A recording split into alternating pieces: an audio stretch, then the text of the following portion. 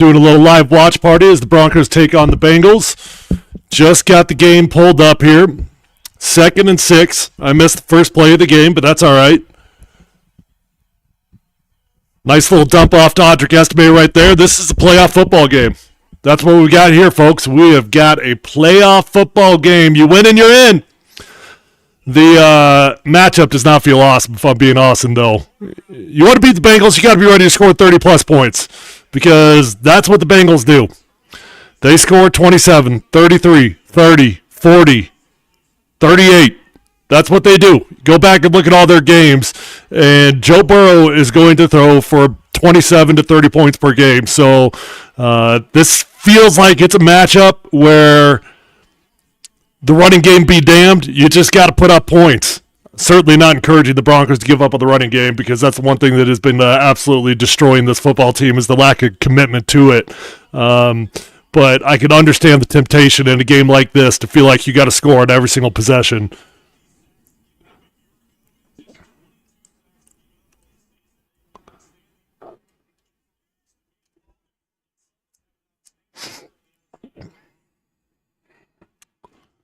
All right, they're already past the 50-yard line, though. We got 2nd and 7. We got a nice little rollout from Bo Nix. Can he find someone? He does not.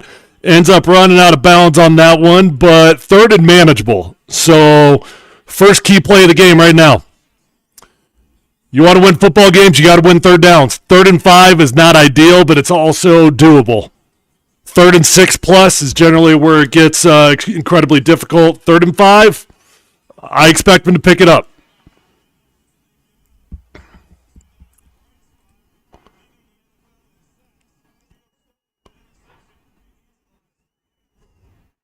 After this drive, I'll go get my scoreboard set up, and I'll switch over to that scene. Got plenty of time. Delivers a strike to Javonte. Okay. I got to pull up the inactives for this game because I have not seen them.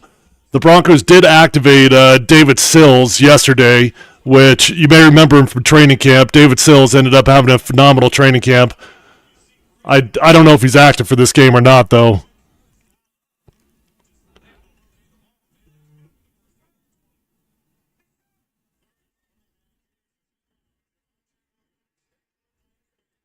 Feels like this is a game to feature Audric Estime, although Javonte Williams is getting the carry. Oh, it does not get the carry. Play action. Our center gets beat on that one. And Bo does a great job of scrambling out and just making a play there.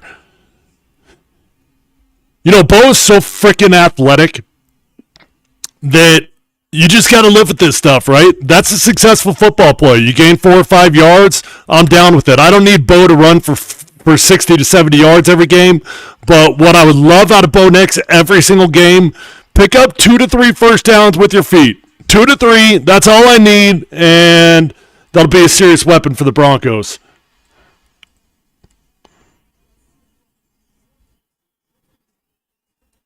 Awfully balanced on this first drive, though.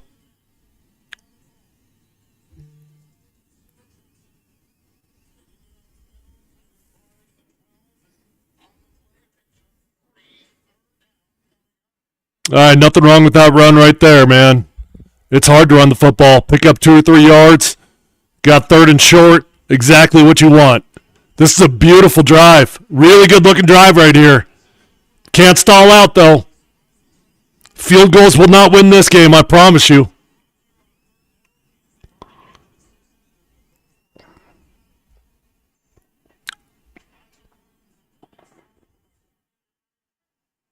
We're definitely in 4-down territory here, though. Sean Payton knows it. God dang, man. End up having to waste the timeout because we let the shot clock expire. That's one of the things that's been bothering me the entire season.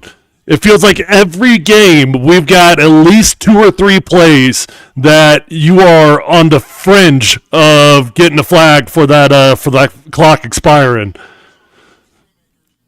That's got to be a better process from the play caller to the quarterback. And I think Sean Payton is actually a bit notorious for taking a long time getting his play calls in.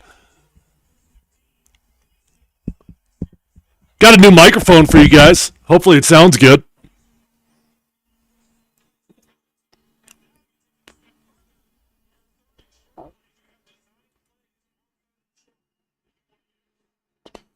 All right, 3rd and 2. You can do whatever you want. You can throw it. You can run it. You got 2 downs here.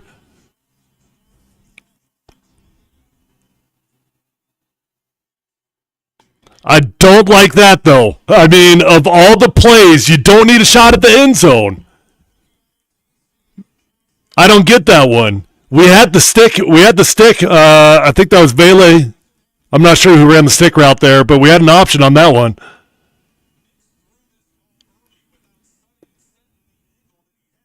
And we don't go for it. Wow, I'm shocked by this. I'm actually really, really shocked by this. You were 3rd and 2. That's why I probably would have run the ball on that last down, because if you pick it up, great. If you don't, you get it to 4th and 1.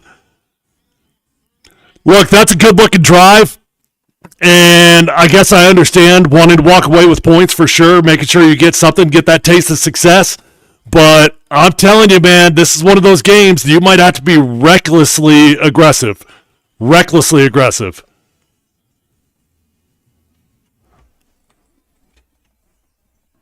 I'll be right back.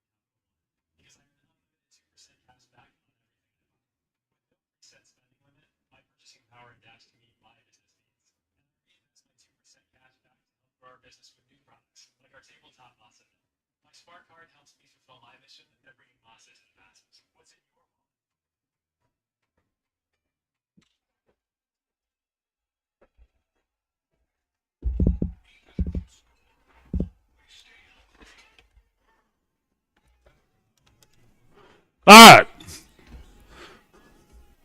So don't love that we settled for 3 there, but hey, that's a successful drive. Easy for me to say. Say.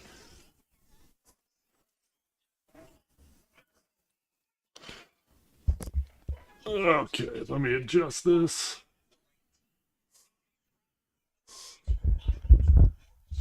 You guys get to see that Chargers game at all? They freaking dominated the Patriots. Chargers are looking good, man. Justin Herbert was dealing to Ladd McConkey. It's a good football team, man. So Broncos only got to win 1 game to get in, right? You got 2 games left. You got lucky that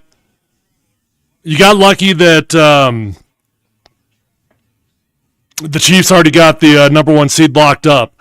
But you cannot settle in this game. Just because the Chiefs aren't going to play their starters next week, you can't count on that one, man, because you'll probably win that game. But I'm telling you, if you want to make any noise, and you're going to end up playing the Bills in the playoffs, you got to have a good vibe going in. And beating the Bengals, that's best chance to get yourself a good vibe.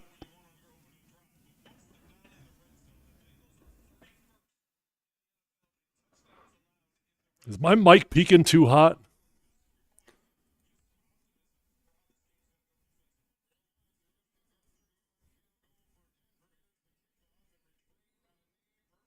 I don't know why that looks like it's peaking.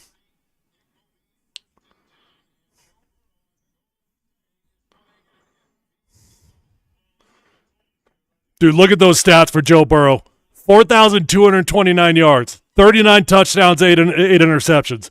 He is the most dangerous quarterback in the NFL. I don't care what anybody says. Lamar Jackson's probably going to win MVP. Josh Allen's got a great case for it. But Joe Burrow is the most dangerous quarterback in the game. It just goes to show you, when you've got 39 touchdowns, thrown for over 4,000 yards in the season, it just goes to show you how bad that Cincinnati defense is.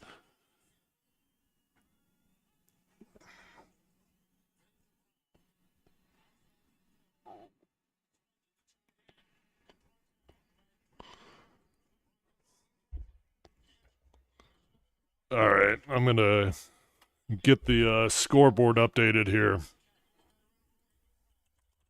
Bengals logo.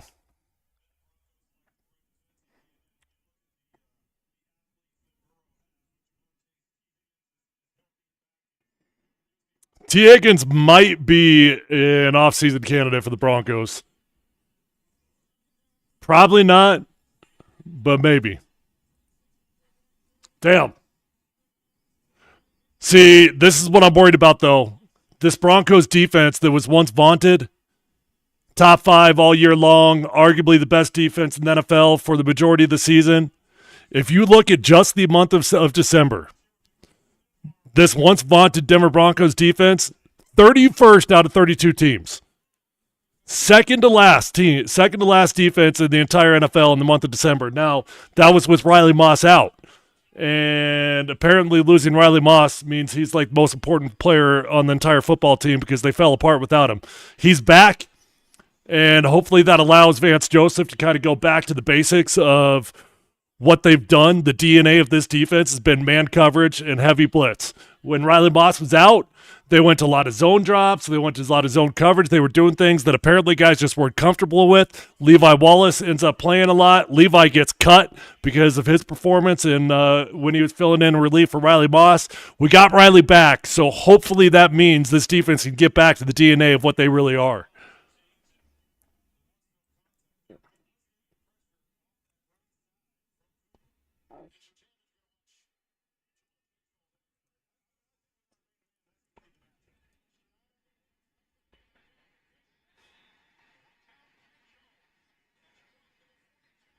I don't like this.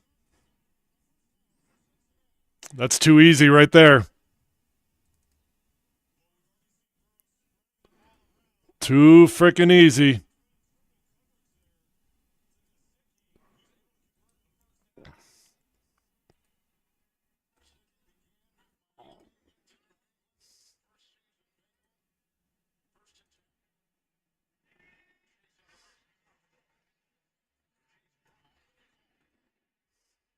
Damn.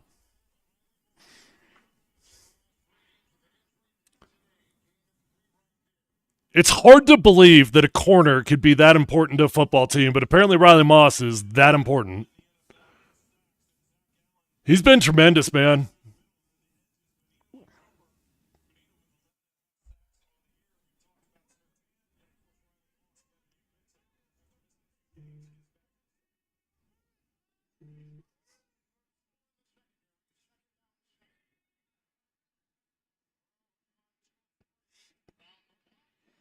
Oh, Nick Bonito in coverage. The man could do it all. Hey, if you wouldn't mind giving me a little bit of feedback here, I've got a new microphone that I'm trying to get dialed in, and the levels look like they're peaking too high, which is generally speaking a bad thing. But would you mind giving me a little bit of feedback on how the mic sounds? Does it sound overmodulated? Does it sound all right? Can you hear it clean?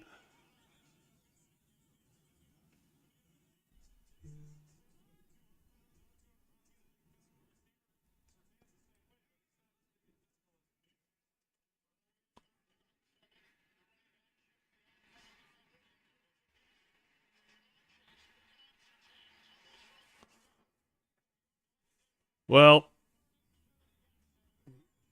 this is why on that first drive, man, I was telling you, you got to think about going for it. You got to think about being recklessly aggressive because look at how easy this is for these guys. I mean, they're marching down on this defense like it's Swiss cheese.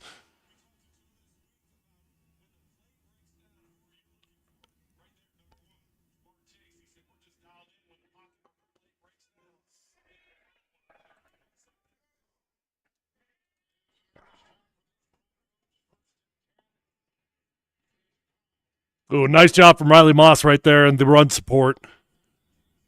Does a good job forcing him back inside, getting him back to his teammates.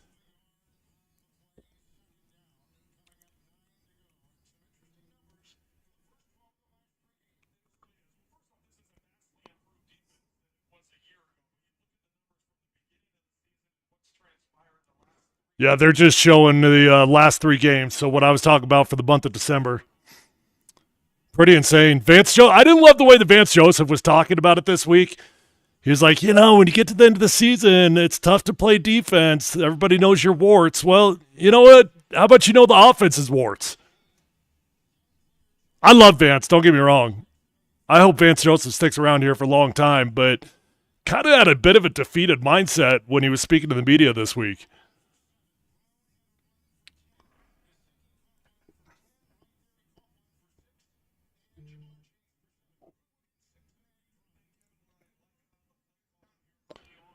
Damn, we are 2 drives in and the first quarter's almost over.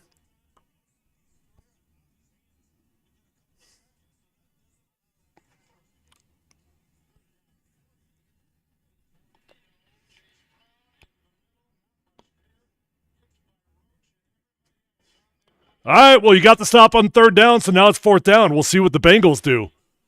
Broncos decided to kick the field goal. Looks like the Bengals are going to do the opposite. I think they're going to keep their offense on the field in this one. Oh, yeah, they don't hesitate for even a second. Not even for a second. They're going because they know how powerful that offense is. When you run it on 3rd, though, you always know that the coordinator's mindset, he's already thinking, I'm going to go for it on 4th. Bengals didn't like it, I guess.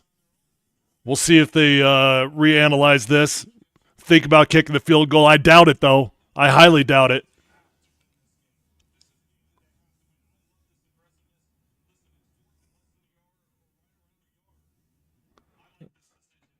Technically it says 4th and 2, announcer.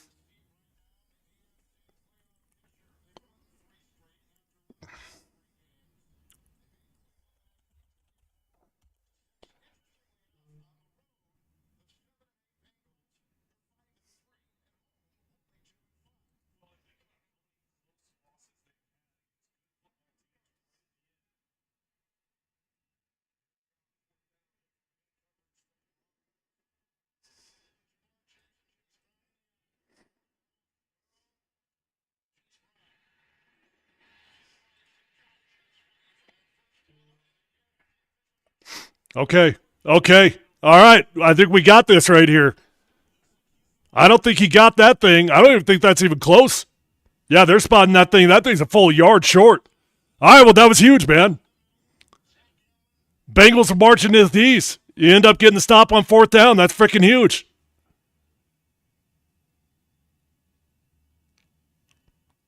They're measuring this? This doesn't even look like it's close to me. Why are we even wasting our time on a measurement?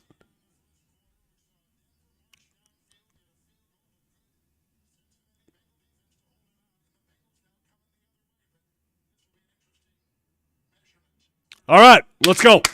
Let's go. Bend but don't break. More or less the mantra of every defense in the NFL these days. Everybody's running the cover 2 umbrella coverage. Bend but don't break. They're saying, we'll give you the underneath stuff, but we don't think you can do it for 8 or 9 plays straight. And apparently the Bengals stalled out. So, success.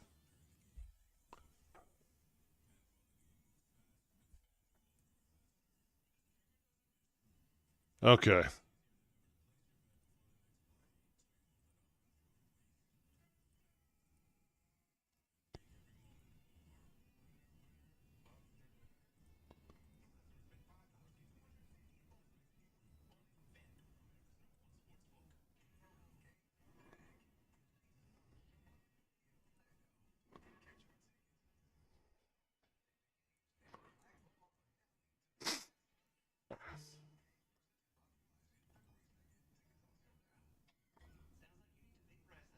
Broncos need to win, man. They need to win. They've had a lot of bad stuff going on. The last month has just not been good ball. Offense, defense. Bo Nix has been tremendous in protecting the football all season long. He fell apart over the last month. Five turnovers. Defense is falling apart. I'm telling you, you do not want to rely on getting a win against the Chiefs JV team when they rest their starters. Yeah, you'll probably get the win, but will it do anything for your confidence going into the playoffs? Probably not.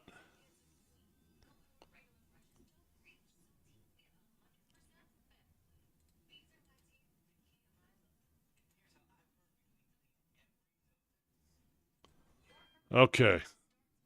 Got the scoreboard set up. It's looking good. 3-0 Broncos.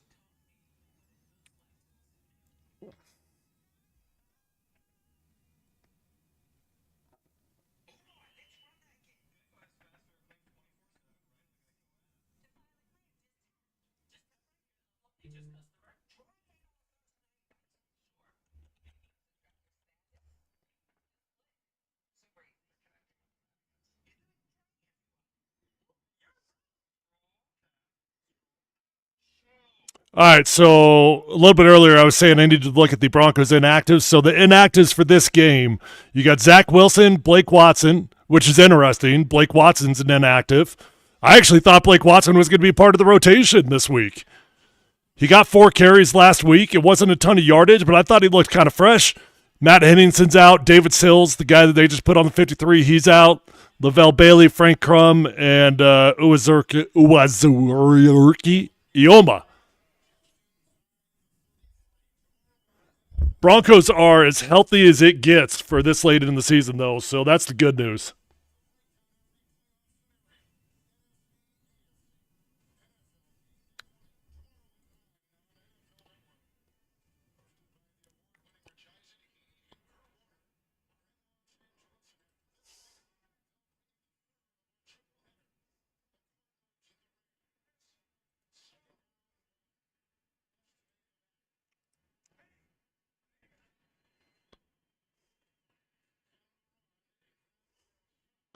All right, well, not much there, but you pick up the first down.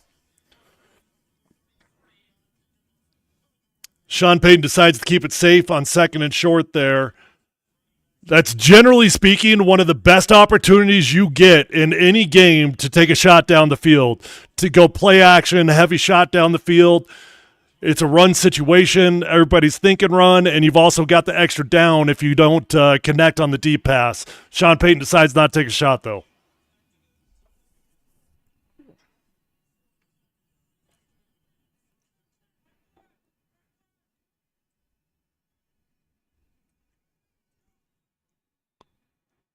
Is that going to be on them or is that going to be on us? Bengals are pointing at us, backing it up. We're going to get McFlinchy.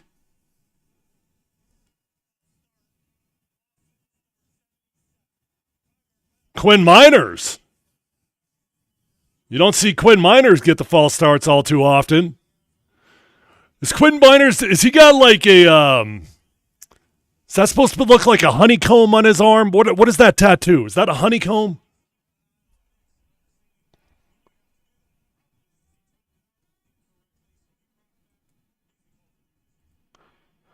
Quinn Miners is the guy. So when you're on the road, when you always see Quinn Miners, he's got his head between his legs. He's looking back at the quarterback. So Quinn is looking for the quarterback signal that it's time to snap the ball. They're on silent cadence, right? So they can't. They're not actually speaking out loud.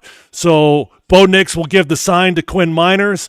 Then when you see Quinn Miners flash his arm out like that, that's giving the center the cue to give a head bob. Once the center does the head bob, now the whole offensive line knows I'm about to snap the ball.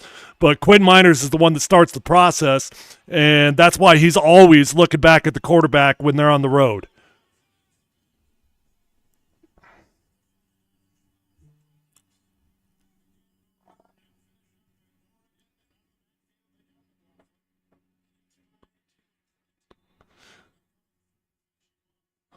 Last week, Bo Nix was pretty risk averse. He was not pushing the ball down the field early on in this game, giving me a bit of a similar vibe.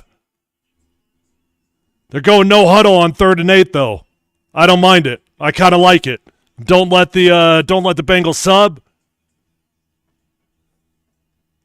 Can we convert? Oh, we got pressure. Bo Nix escapes. He's running around. Probably going to throw this out. He gets close to picking it up, but no, he doesn't get there.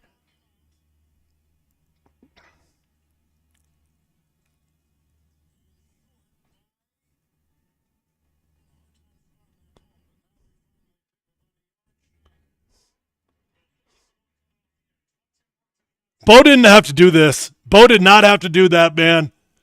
He felt that pressure coming off the right side, but Jaleel was there, and I get it. Jaleel McLaughlin is not exactly a dominant pass blocker, but all Bo had to do was step up in that pocket, buy him some time. That's an NFL pocket, I'm telling you. There was no reason for Bo to have to try to escape that thing. I know Bo's got great athleticism, and I'm not telling him I want him to neutralize it, but you got to trust an NFL pocket.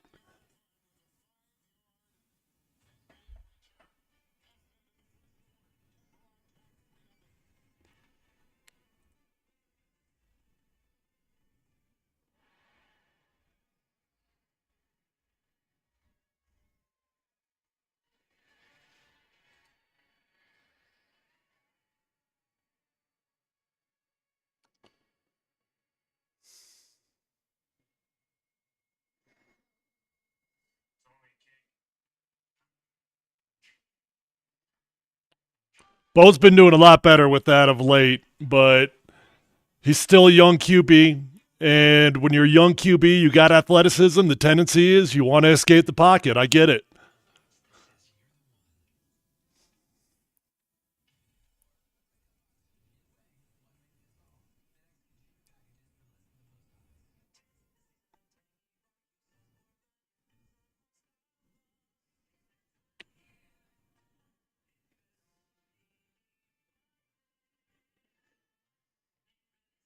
Some people are saying, I forget what somebody on ESPN was saying, that if Pat Surtain shuts down Jamar Chase this weekend, he should be in the running for Defensive Player of the Year. And I couldn't agree more, but I doubt if he's got any chance of getting it. Nick Benito's got a far better chance of getting it. Unfortunately, you just don't see the highlights from corners like you do from edge rushers. So even though Pat Surtain is having a Defensive Player this year type of season, I just don't think he's got the highlight reel that fans are going to vote for.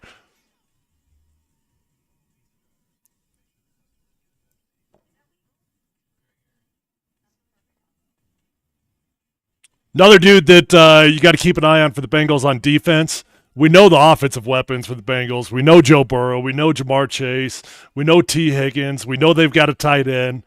But on the defensive side of the ball, I'm not sure if everybody realizes Trey Hendrickson is defensive end for the Bengals, and that is an elite football player. Trey Henderson, he's actually leading the league in sacks right now, and I'm not sure how many people know that. He's got 13 and a half seasons, having an all-pro season. There's no question about it. So big challenge for the boys on the edge. Oh, look, the announcers are going to – all right, so the announcers are talking about exactly what I was talking about, how he escapes the pocket. Look at this pocket. I'm telling you, this is as clean as it gets. Step up, dude. Step up.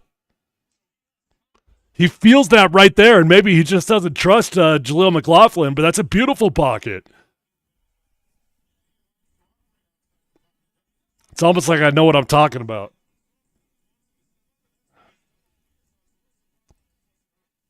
Oh! Kaseki with the drop. We'll take it. Thank you, sir.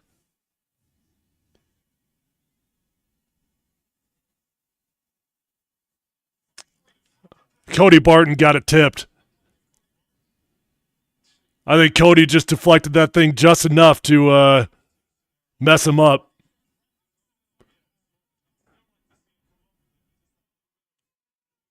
Yes, I do, Bob.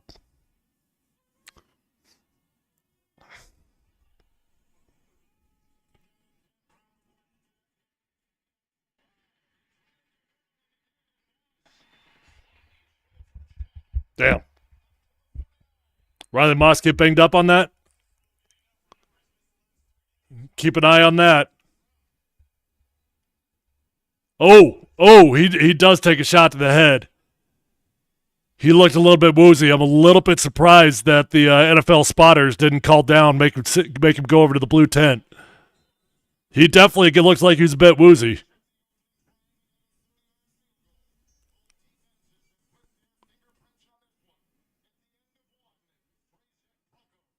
Damn, at the end of the first quarter, we only got 3 points.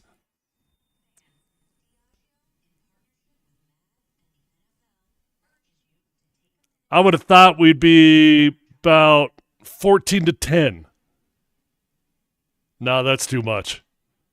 Maybe 10-7, at least.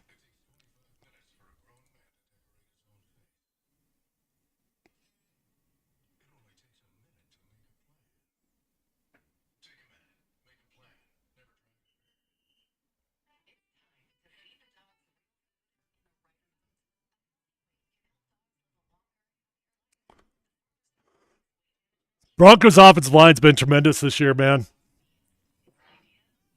It's hard to explain why the running game's been so bad when you've got a group that you believe in. And I like all the offensive linemen, man. I like every single offensive lineman we've got.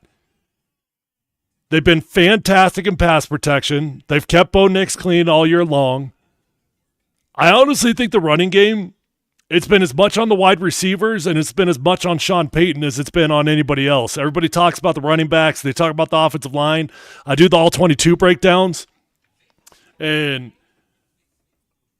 if you watched my all-22 from last week's game, the offensive line did a pretty damn good job. I mean, we all saw the first drive where they marched down the field with ease running the ball. But even in the second half, when they attempted to run the ball, the offensive line created some holes. Devon Vele missed a block here. Cortland Sutton missed a block there. Wide receivers got to do their job and contribute in the running game also.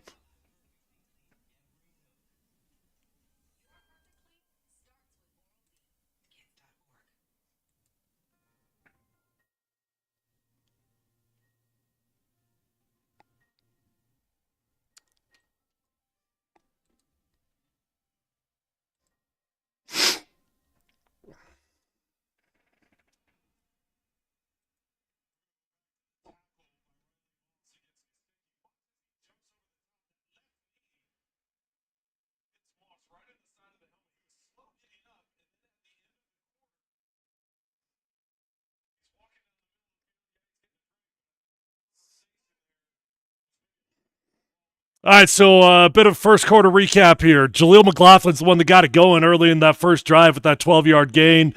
Bo Nix completed a couple passes. Audric Estime got one for 13 across the middle of the field.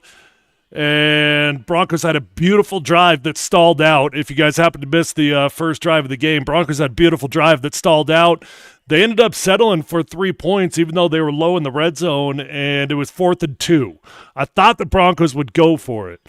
Bengals on the next possession, they had a great offensive drive. They marched down the field. They got into 4-down territory. They went for it, and they did not convert.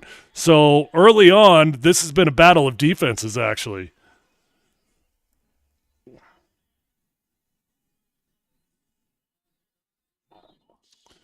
Not ideal when you got a corner making tackles in the running game. Good tackle from Riley Moss there. But a lot goes wrong if your corner's making the tackle in the running game.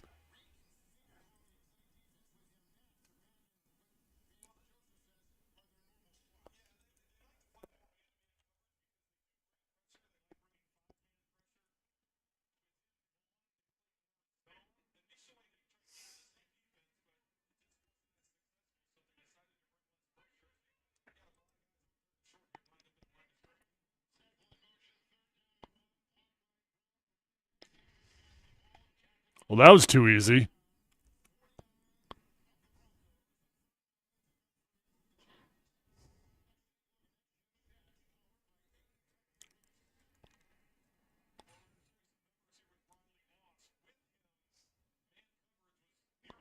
So that's interesting. I've never actually seen those stats. I was talking about it earlier, how they had to get away from all the man coverage when Riley went out.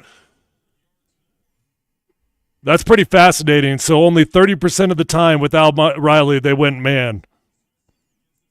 Which that's the DNA of this team. Okay.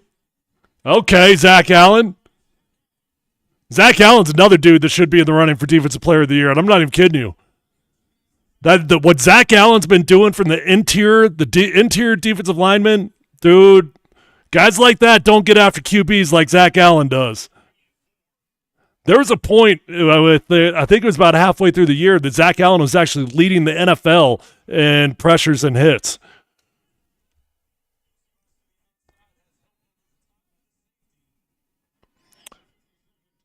Kyle says Justin Sternad's not helping. You know what? I could not have been more complimentary of Justin Sternad for the majority of this season. This is a dude that has been on the Broncos for 7 or 8 years. He literally has not played a snap of defense in about 3 years. He's been a special teams all-star, got thrust into the starting lineup due to injuries with Alex Singleton. And for the most part, Justin Sternad's been tremendous. But it does feel like the last couple weeks, he's starting to get exposed here.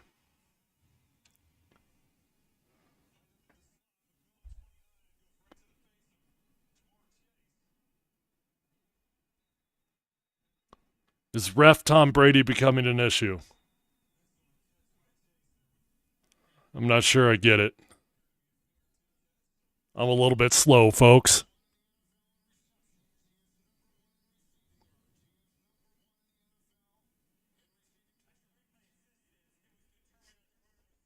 Hey, you think if you think Zach Allen doesn't get love, he's a defensive lineman. Defensive linemen get plenty of love, my friend. O linemen are the ones that get no love. Defensive linemen get to do dances. They got their sacks. They do celebrations. Offensive linemen get no love.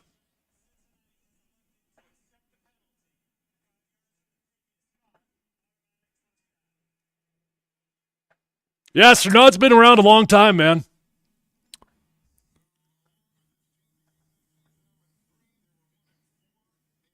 Is VJ and Sean Payton becoming a liability? Well, I'll tell you this. Behind the scenes, what I'm told, there's definitely some, what's the best way to put it?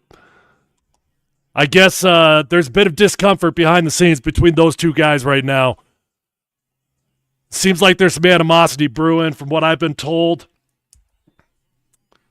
I think Sean Payton, if I'm being honest, I think for a long time, Sean Payton, I think he had a little bit of jealousy about the success that VJ was having as a defensive coach.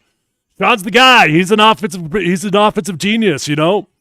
And once the defense started to have a few warts, man, Sean was real quick to start pointing the finger. Real quick.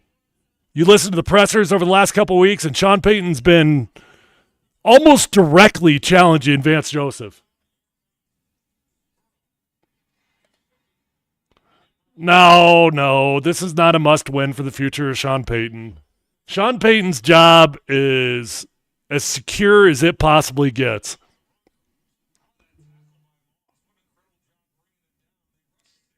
The only dude on this staff that I think his job is in jeopardy, and it sounds crazy because the defense has been tremendous all year long, is Vance Joseph. I do think that Vance Joseph's job could be in jeopardy by the time we get to the offseason.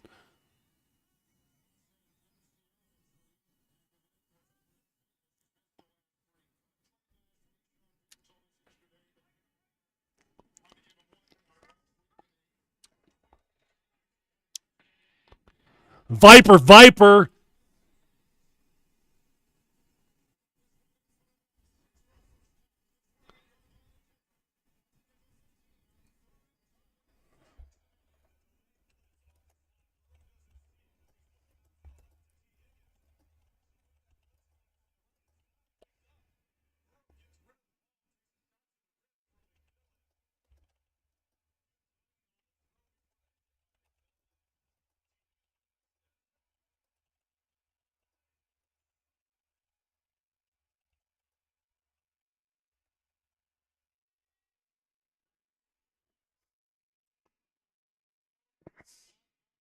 What are you talking about?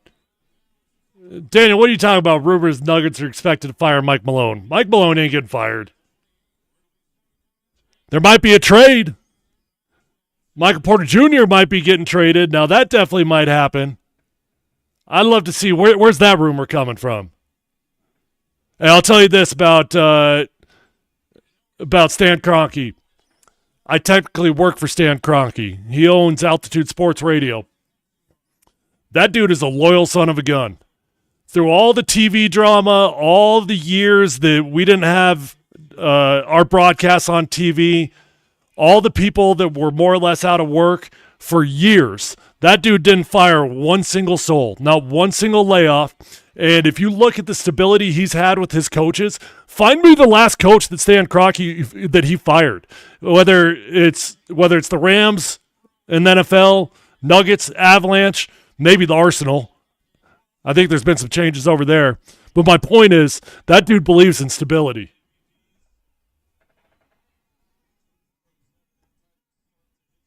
I think if anybody's job should be on the line with the Nuggets, since we're talking about the Nuggets, it'd be Calvin Booth, not Michael Malone.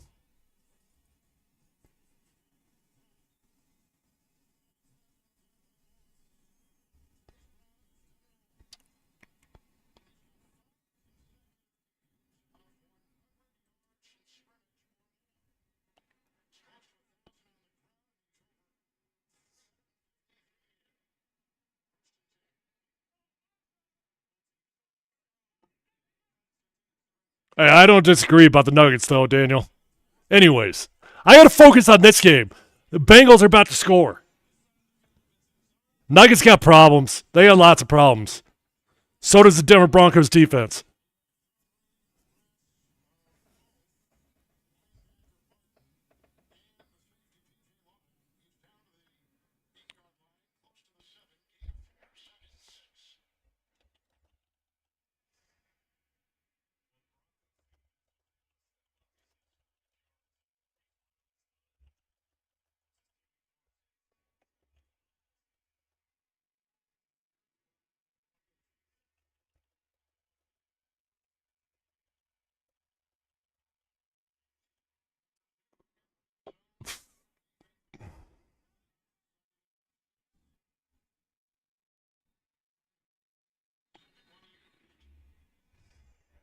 All right, Bengals got 2 timeouts down. Broncos got 2 in the pocket. Feels like every possession's going to matter in a game like this. I do not expect this to stay low scoring.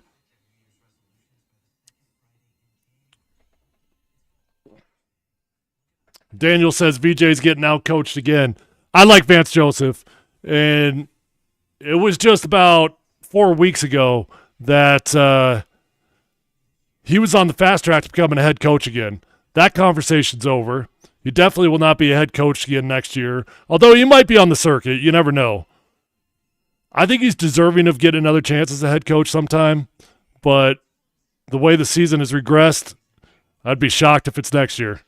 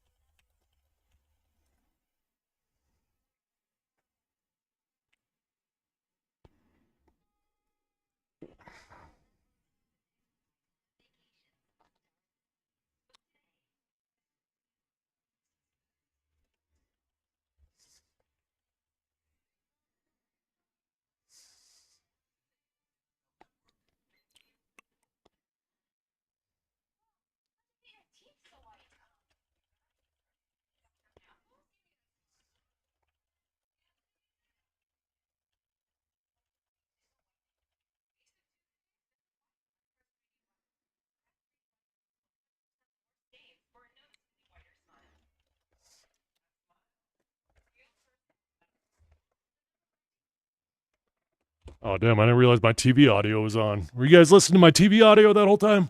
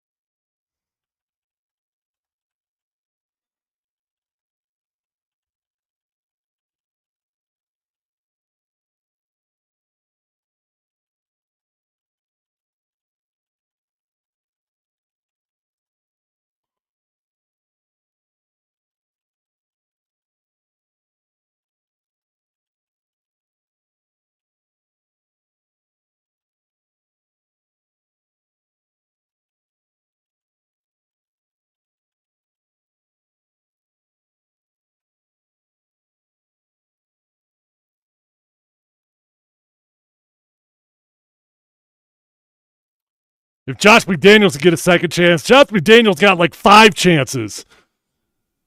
I think people forgot that Josh McDaniels literally accepted that Colts job, hired a staff.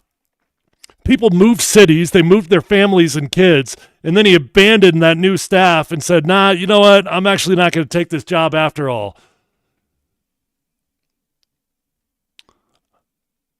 I try to not hate very many human beings in my life, but I don't have a whole lot of love for Josh McDaniels.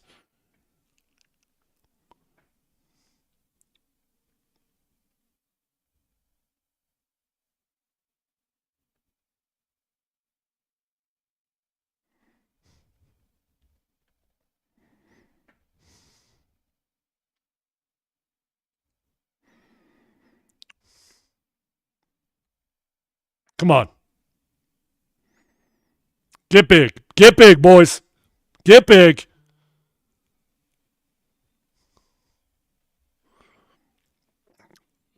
Bengals first down. What are they on? Like the 2-yard line or something? And they decide to throw it. That is a team that is afraid of running the football. Then again, they do have a freaking Lamborghini as their QB.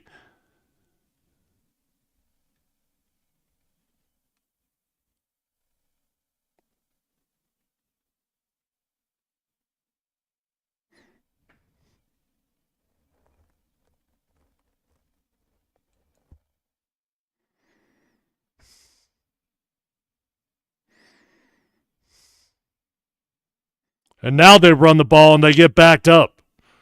That's getting big on D right there. That's getting big.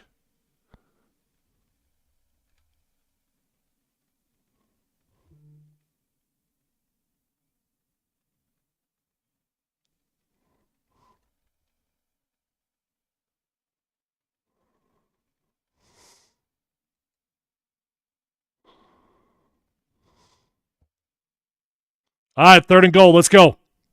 Can we get 2 stops down here in the red zone?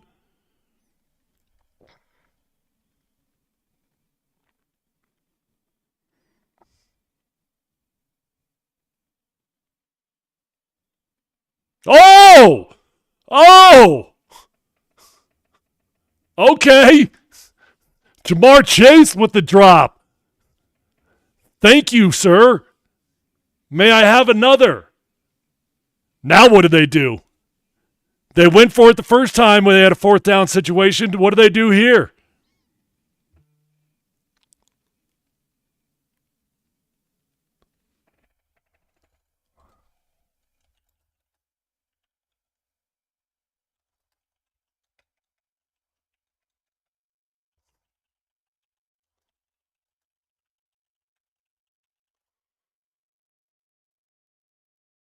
Let's go. Let's go. Got him. Got him. Got him. God dang. Let's go, boys. Okay. I guess Sean Payton's looked like a genius for kicking that field goal early in the game when I thought he should go for it. VJ ends up taking the 3 points. Bengals have gone for it twice down here in the low red zone. They get stuffed twice on 4th down. That's freaking huge. A game that I thought we would have offensive fireworks has been a defensive showdown. You guys are so dramatic. VJ just saved his job. So dramatic.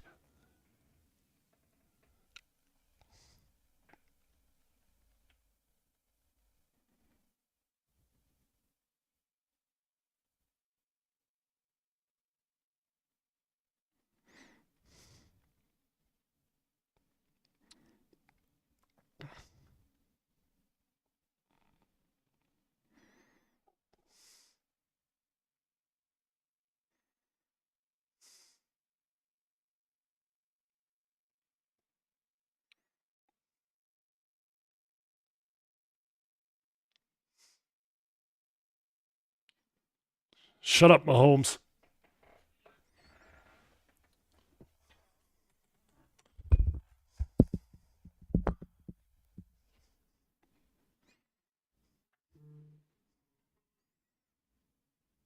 You got a bet on 4 touchdowns from Bo Nix?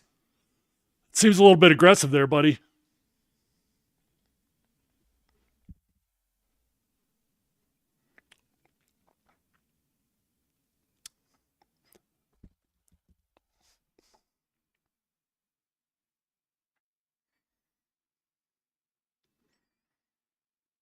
Do not ask me for gambling advice. Don't do that.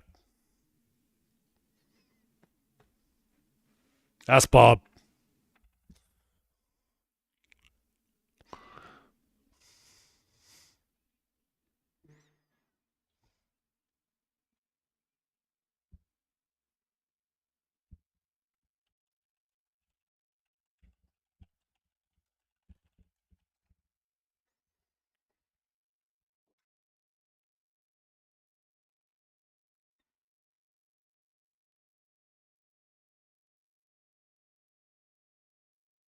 All right, getting Riley Moss back. I guess it's been a huge difference. Riley Moss, the most important human being on the planet.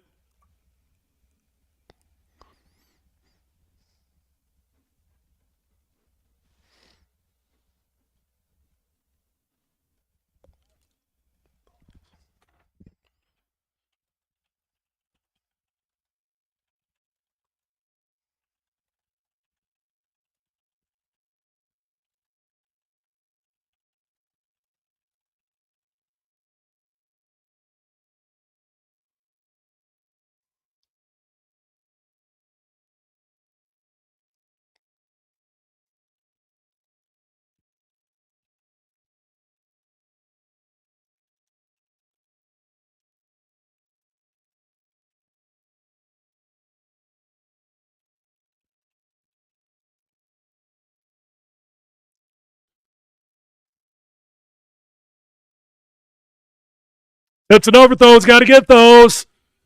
Every time you see a tip like that, you got to cross your fingers, hope and pray that doesn't end up in an interception.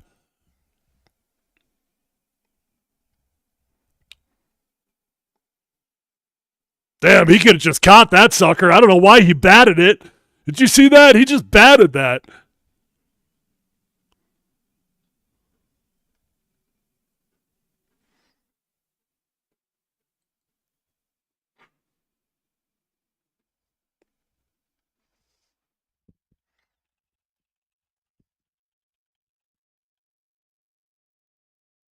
Man, that was a hell of a grab right there. Nice hands from Atkins. Doesn't pick up the first, but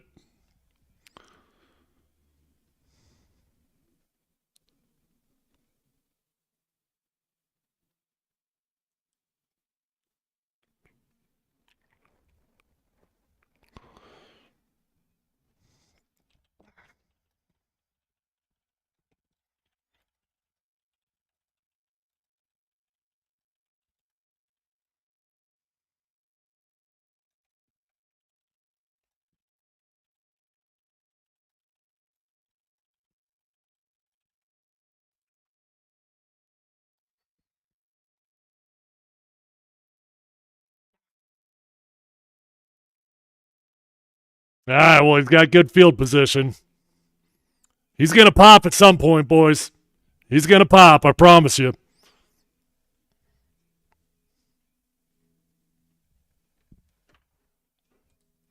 I got to update my scoreboard. We are in the second quarter. There we go. Updated.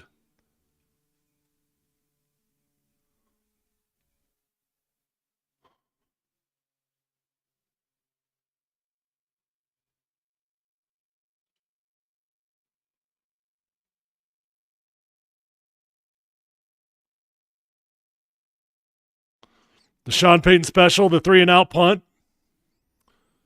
Yeah, we should find a new special. I like touchdowns. Touchdowns are cool.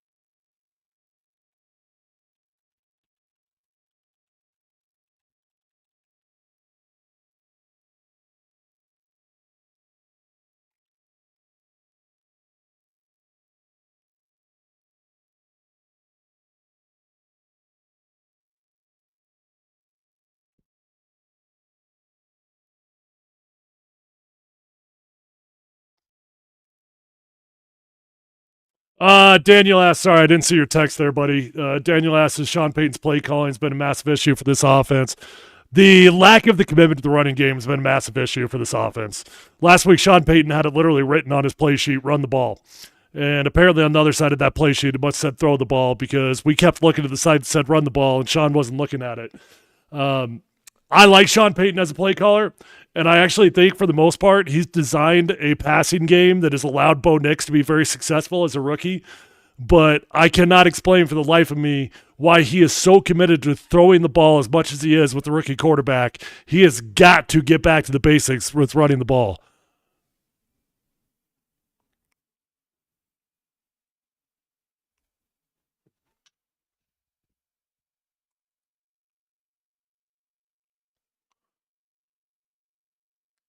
Yeah, that's been the story.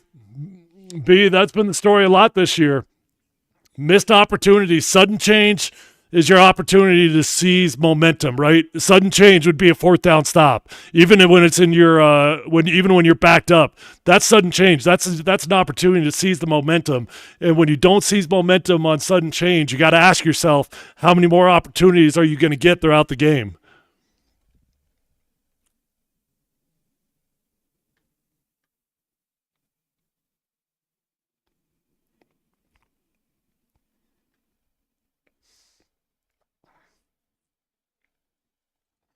It's hurdle season.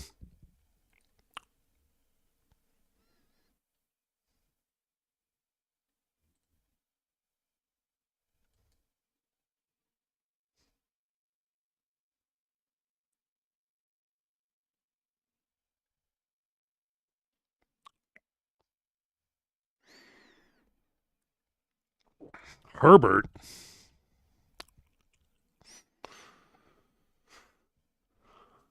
Oh, I think that left tackle was a little early on that play.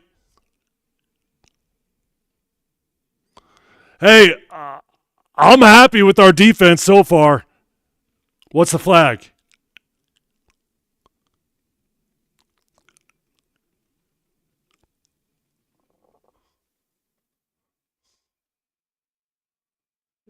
Illegal contact. So that means it had to have been outside of the 5-yard radius. Justin Strnad, guy we were talking about a little bit earlier. Strnad gave up over 100 yards in the last game.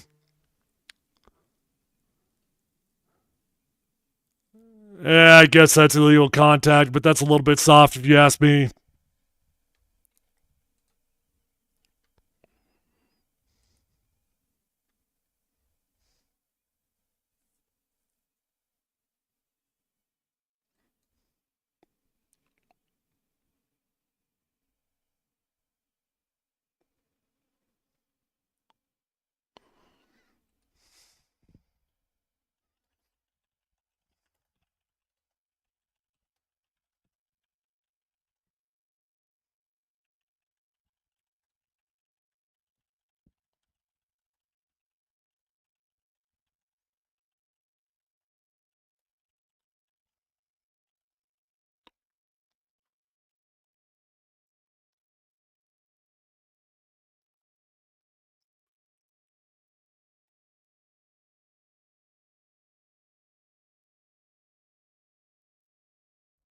Last thing you can do on defense against the Bengals is make it easy on them. You got to play good, clean ball. Can't have penalties. Chris Abrams, that's another dude that when he hasn't played a lot of football this year, but it feels like every time he's had an opportunity, he's done pretty well when his number's been called.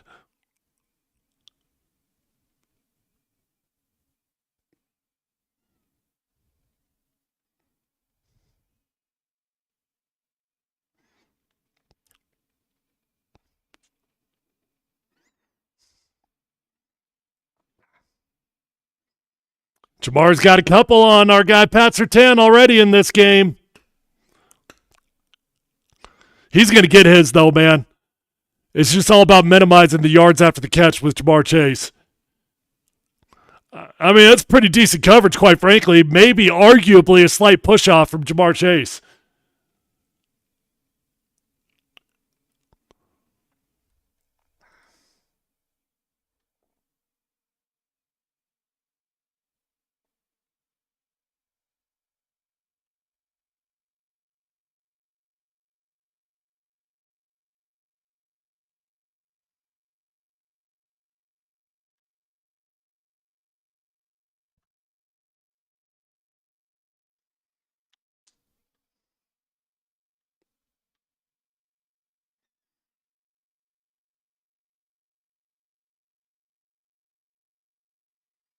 Keep in mind the Broncos, they made the decision to receive on the first possession of the game.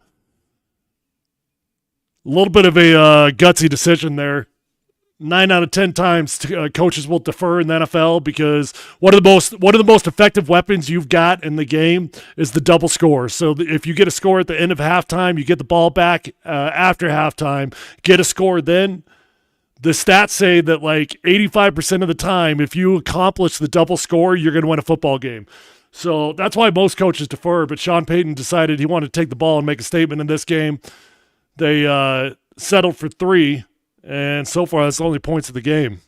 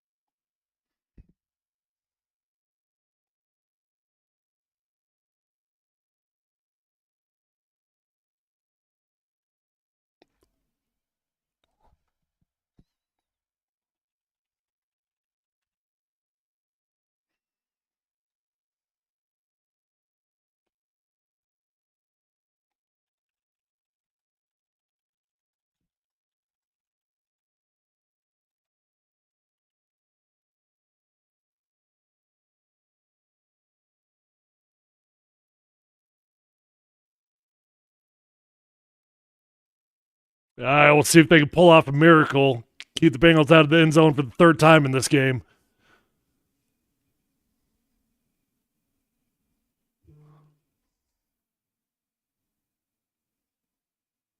Chase Brown gains 4 there. Sean Payton ends up using his second timeout, trying to save that clock to do something with it.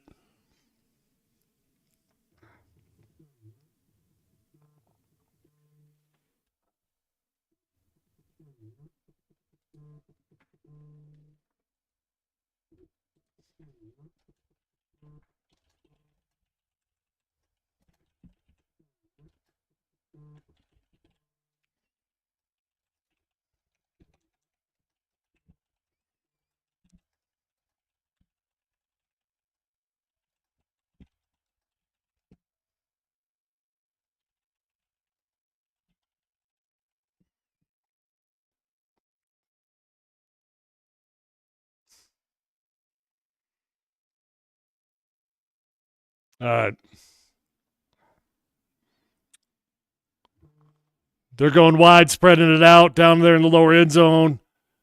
They get exactly what they want. Freaking walk-in touchdown. T. Higgins could not pull off the impossible. Couldn't keep the Bengals out of the end zone 3 times in a row. Hey, if you're being honest, this is an ass-kicking right now that the Broncos are extremely fortunate to only be down by 4 points, assuming they connect on the extra point here. Bengals have marched down the field every freaking time they've gotten the ball. And the Broncos are just, I mean, I don't want to write it all off as luck because they did their job, but they got lucky stopping them before.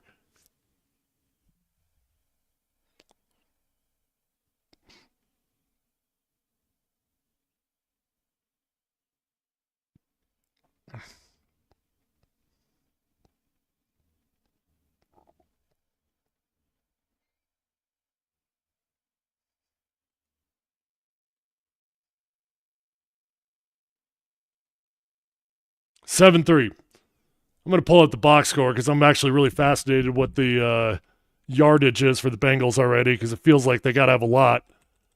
Broncos, Bengals, box score.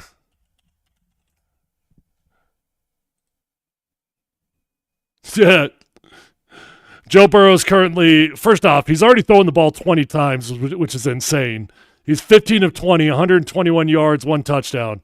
Bo Nix, on the other hand, has only attempted 8 passes, 6 of 8 for 47 yards.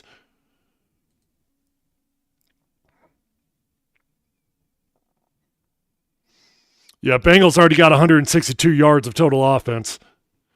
They're 4 of 6 on third down. But the reason why the Broncos are still in this game is because the Bengals are 0-2 on fourth down. So their third down efficiency has been great. Fourth down has been terrible. They have already given up 2 sacks, though. So we are getting pressure on Joe Burrow. Should we panic yet? I was panicking before this game ever started, buddy. I did not have a good vibe about this game. As many problems as we've been having defensively and as bad as the offense has been the last couple weeks, this game was screaming blowout to me.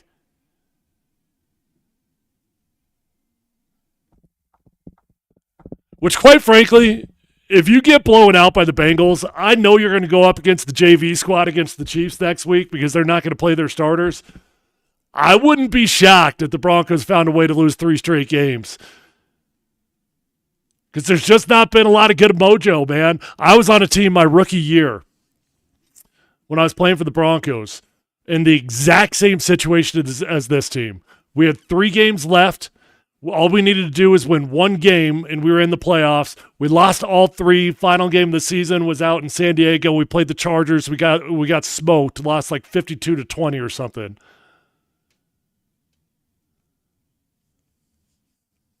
Oh, yeah.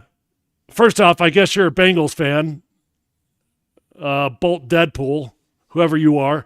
But yeah, no, if the Broncos just got to win 1 game. It doesn't matter who they beat. They'll be in. Win 1 and they're in the playoffs. It's just a matter of the feel. How does it feel getting into the playoffs?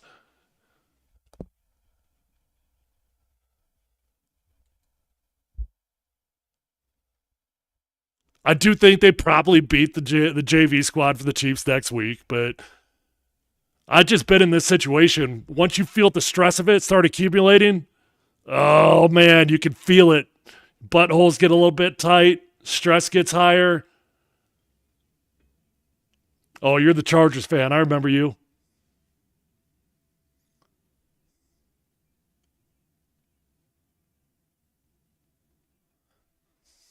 Hey, I ain't putting the lack of offense on VJ. I'm just telling you what I'm hearing behind the scenes. And what I'm hearing behind the scenes is that there's been a little bit of tension between Vance Joseph and Sean Payton.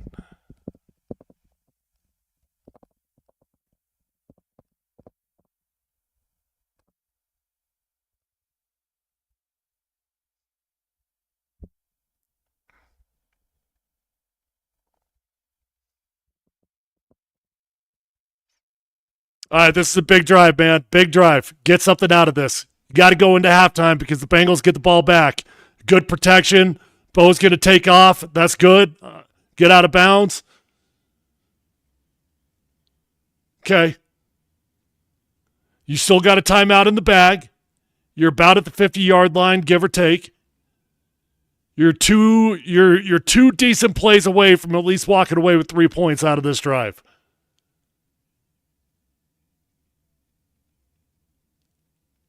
God, it feels like they got to find a way to score on this drive, though, man.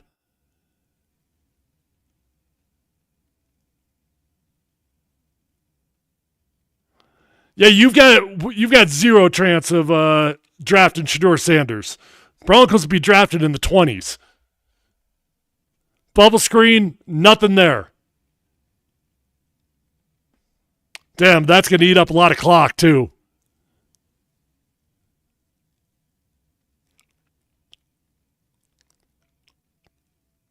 They're talking about there's no sacks, but that's the equivalent of a sack in a 2-minute drive. Javonte's tapping the hip, telling Bowles he's going to give him some help. Great protection. Got all day.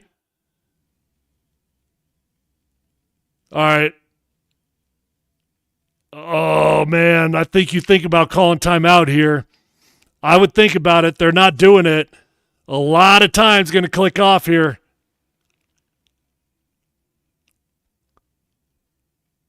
Uh-oh, Bowles got beat. Bowles got beat. Yep. I told you all, Trey Hendrickson, he's leading NFL in sacks this year. He gets Bowles on the outside hand swap. Bowles was leaning. Bowles almost falls on his face. Oh, and Bo Nix almost did something real dumb right there. crap. That's brutal right there.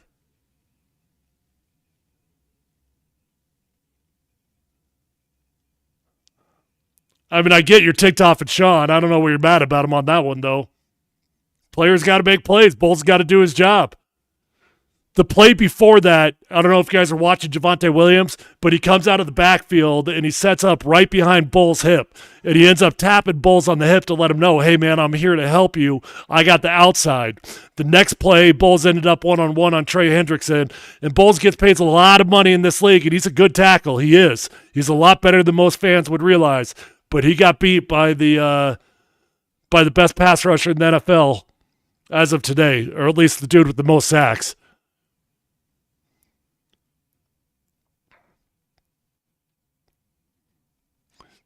Yeah, you can still throw the ball over the middle of the field here, though.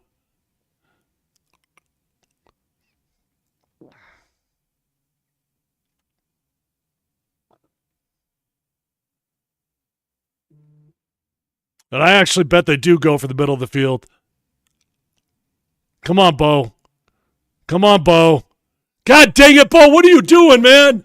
What are you doing? The one thing that you cannot do, the one thing you can't do is take a sack. Are you freaking kidding me? God, and now the Bengals are going to take a timeout. You can throw the ball away.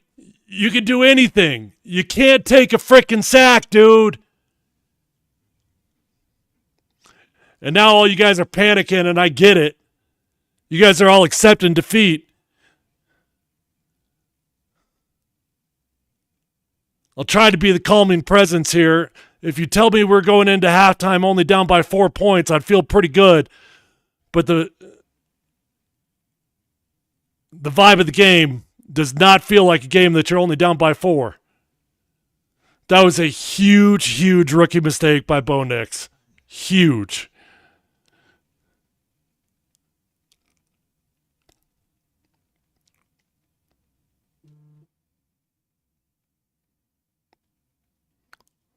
Fortunately, the Bengals don't have any timeouts.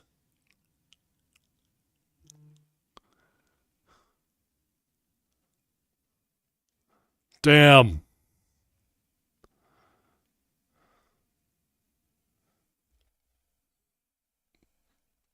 Damn. They had a great opportunity to at least get 3 points there, man. I mean, they were at the 50-yard line with over a minute to go. They still had a timeout in the pocket. They really only needed about 15 yards. They needed two completions, about 7 yards, and they would have at least walked away with 3.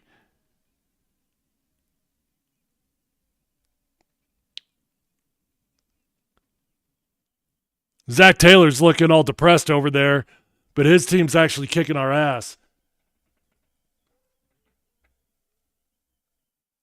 See, he's talking about what I was just talking about a minute ago.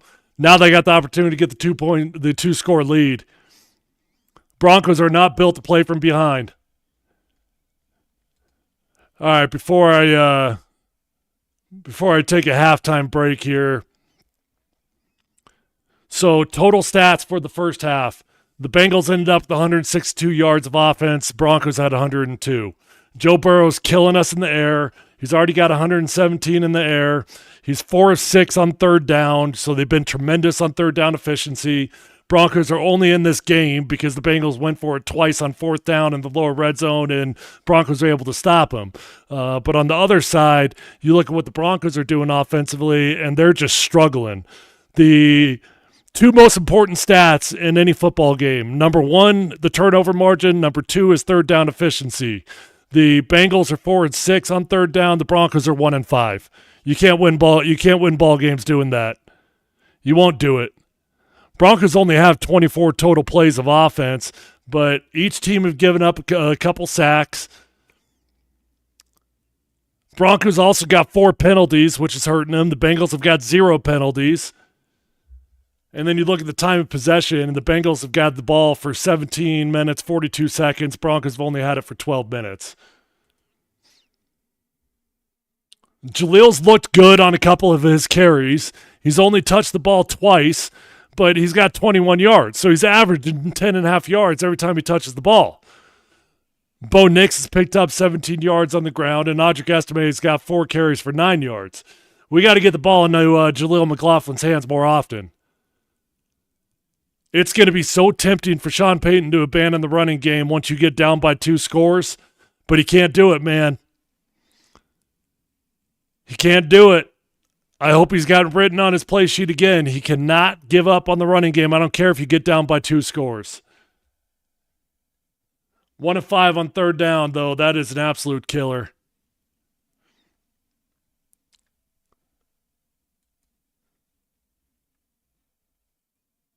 All right, folks, I'm going to take a little halftime break here. I will be back for kickoff. Don't go anywhere.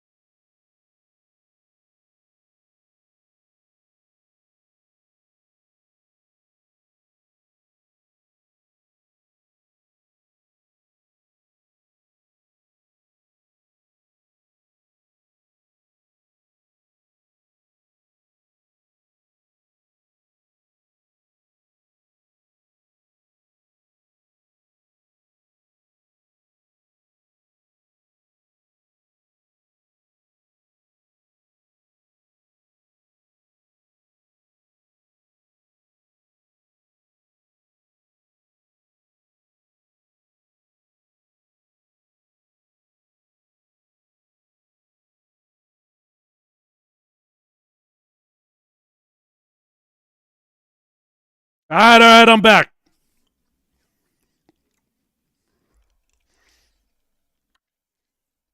Let me get caught up on a few of these text/comments you guys sent in. All right. Sean subs the running backs in and out too much, Dixon said. Yeah, you know what? I don't disagree with that, actually. It feels like it's time to just let Audrey Estime get the bulk of the carries. I love Jaleel McLaughlin, but we all know he'll never be an every down back. I agree with that statement. Stop rotating and let somebody get into a groove. Someone else says, damn, we got to give it to Jaleel. Dixon, again, says every play it's a different guy. We got to run the ball, coach. Run the ball, coach. Yep. And Michael Pack says, if the Broncos don't win this game, I don't want them going to the playoffs. You don't mean that? You're mad, you're angry, but you do not mean it. No Ortega. I can't believe the crap Sean Payton is doing. He didn't learn from last week. It's frustrating.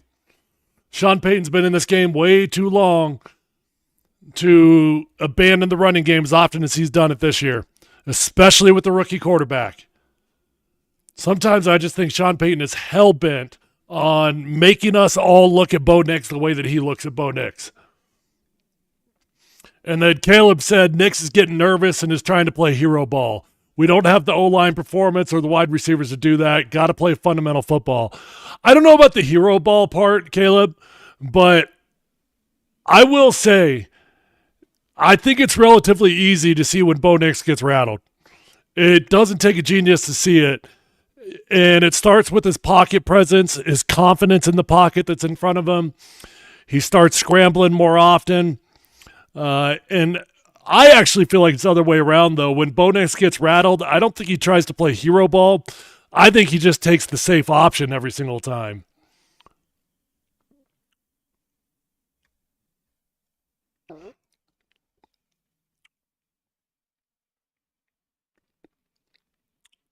Oh, my God.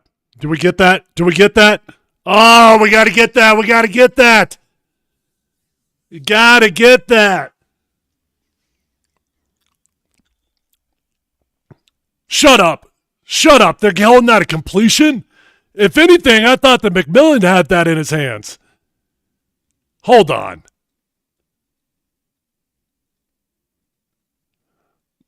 Come on. Does he ever get possession of this? Oh, he does have possession. He absolutely has possession. Crap. That's going to be a bad challenge. I don't know. I don't know why we challenged that so quickly. Whoever's upstairs and is giving Sean Payton advice to throw that challenge flag, I don't think they saw the same angle we just saw on TV, because I think that's pretty damn clear that is a reception. No, Daniel, that's not an interception. That is a reception.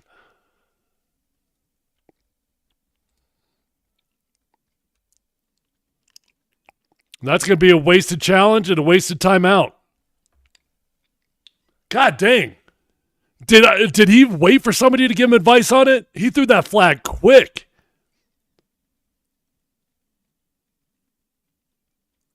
That is 100% a catch, and that sucks.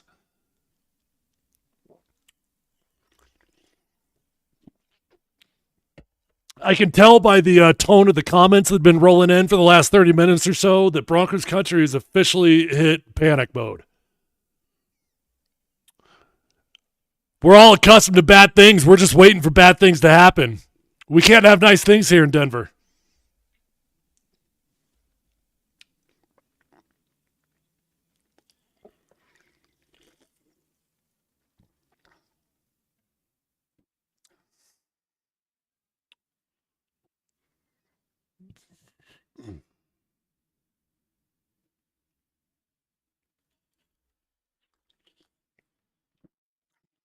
Wow. 30 seconds into the second half, and we already blow a challenge.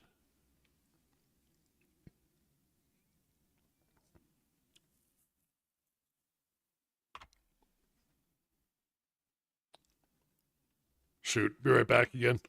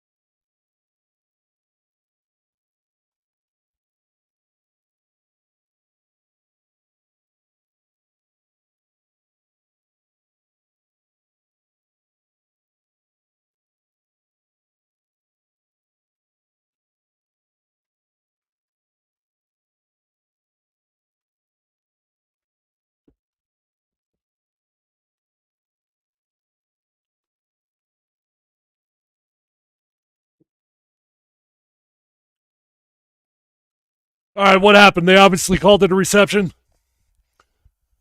I was away from the TV for a second, but it looks like they confirmed it as a reception.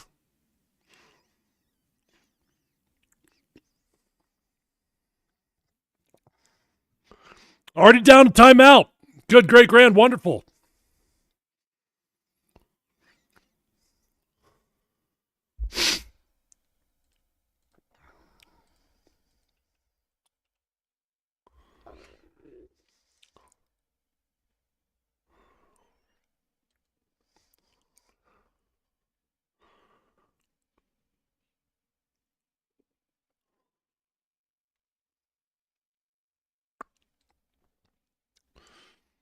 I'm officially done with this team.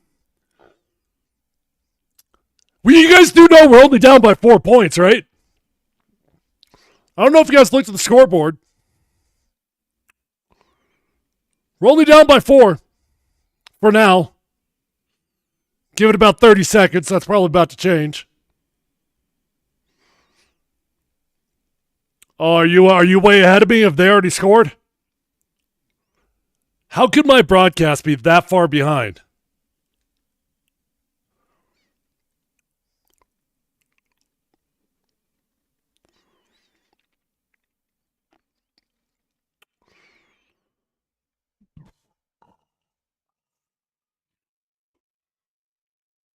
Excuse me. Did you guys just hear that burp? I tried to keep it inside.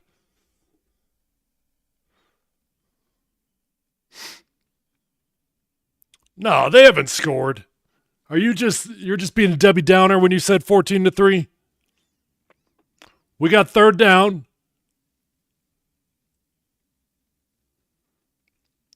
Opportunity to get off the field again, believe it or not. This is actually insane. The Broncos have got a chance to get off the field again.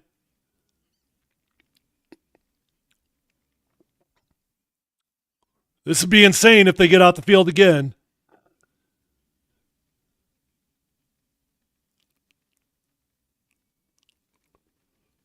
That left tackle's early again, and they finally got him. Orlando Brown has been early every frickin' snap of this game. So we got a little positivity rolling in. Dixon says, I'm excited for the future of this team. Just hope we can do it next week. I could also see Kansas City play their starters for the first half of the game. I'd be shocked by that, buddy. I'd be shocked if Kansas City played their starters.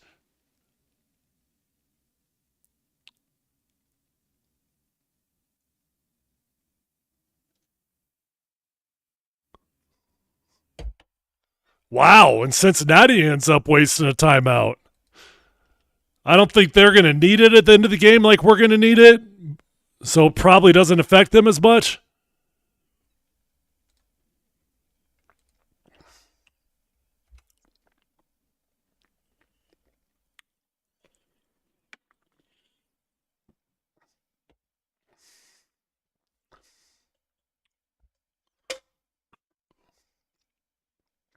I'm going to need somebody to deliver some heartburn medicine to my house. Just went into the cabinet, and I'm fresh out of heartburn medicine. I was just pounding some chips and salsa, and now I'm regretting it.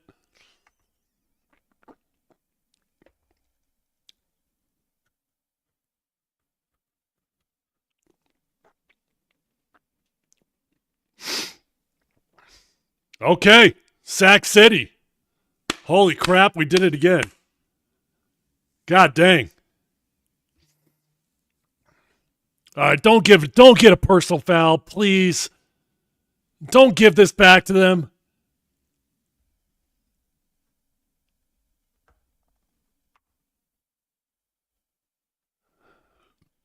If anything, it might be offsetting, but Zach Allen continues to just be an absolute animal.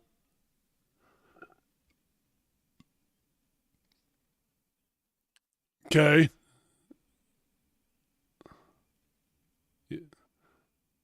Unbelievable. Unfreaking believable. We get an enormous sack. We get some illegal contact. Let's see this. Well, I don't want to see this. Now I want to see the illegal contact.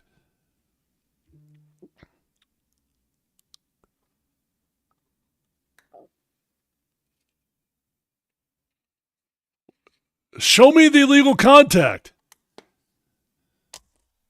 They're not going to show it to us? Wow. Great TV work there.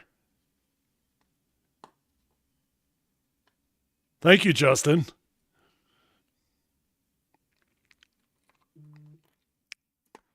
Damn, we get him again. And we got another flag. Unbelievable. And this time it's going to be offsides. This is going to go against us as well, I promise you.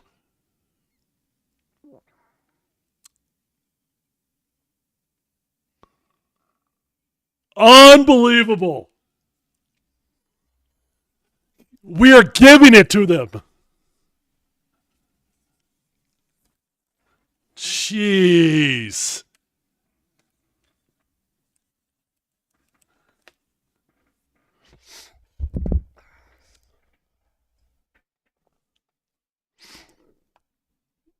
God dang, those were two enormous sacks. Neither one of them count.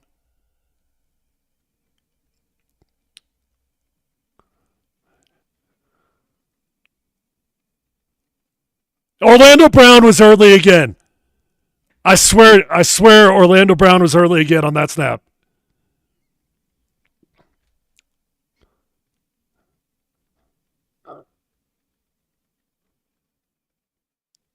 Well, Vance Joseph's getting back to his roots, getting more aggressive with the pressures. That's a pretty ballsy play call down there in the lower red zone.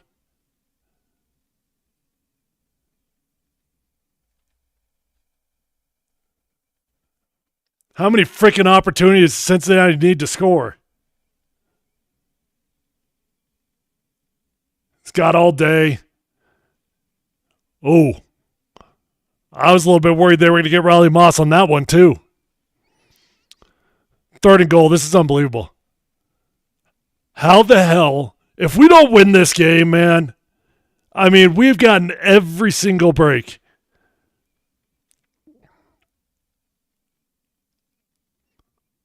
We've gotten away with penalty after penalty. Cincinnati stalled out in the lower red zone every freaking time they've been down there. You got 3rd and goal for the 3rd time on this drive in the lower red zone.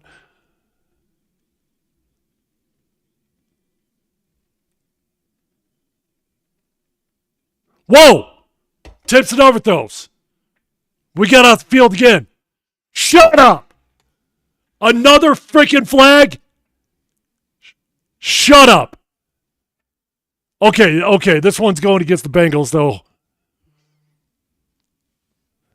Damn, I wonder if they accept this, though, because Cincinnati's been aggressive on 4th down.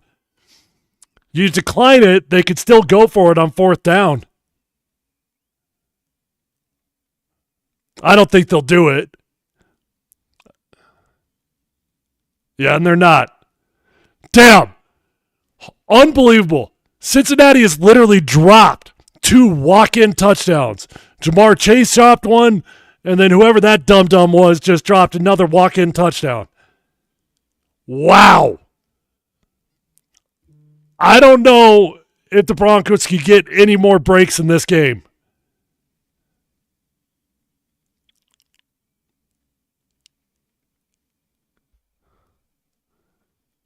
Jeez. That is a freaking miracle that they held them to 3. I wish it felt better. It doesn't feel good.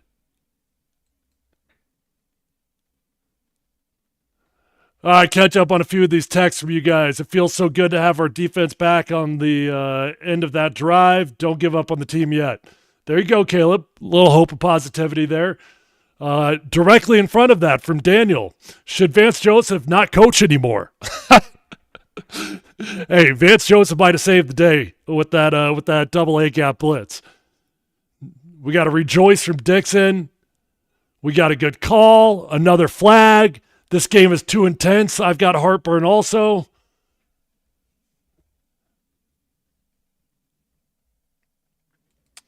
Yeah, that's the problem, no. Am I saying your name right? N-O-E. How do you say that? No? I hope I'm saying it right. Noah says the Bo will not be able to drive down the field and score. We don't deserve to go to the playoffs. If we lose this game, I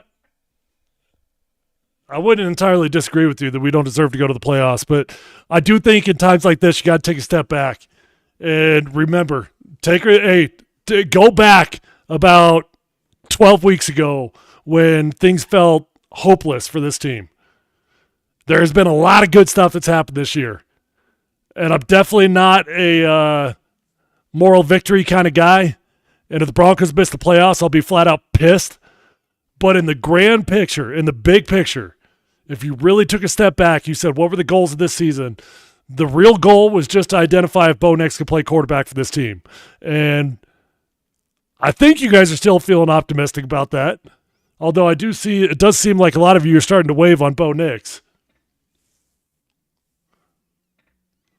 By the way, this gigantic beard that I've got that is disgusting, this has been a lifestyle for about 8 years now. I'm thinking about cutting it all off. Like all of it. I don't know if my kids will recognize me, though.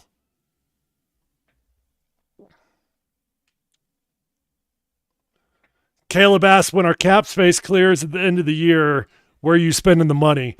Well, you got a couple priorities in the offseason. You got to get yourself a tight end, you got to get yourself a running back, and you got to get yourself a playmaker at the wide receiver position. The main goal on defense is retaining talent. You don't really need to add any starters on defense. Your main goal is just retaining the guys you got. Offensively, the money's probably going to go to a wide receiver. The NFL's changed. It used to be the highest paid player was always the quarterback, and that's still true. But after that, the highest paid player was the left tackle or an edge rusher.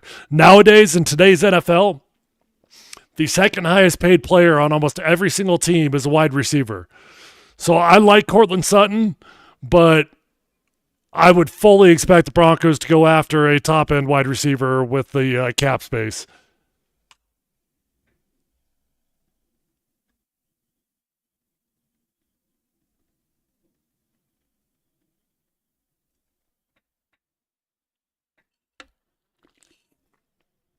That was sad, by the way. Greg Gumbel died.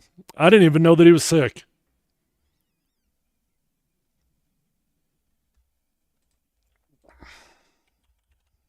He's pretty young.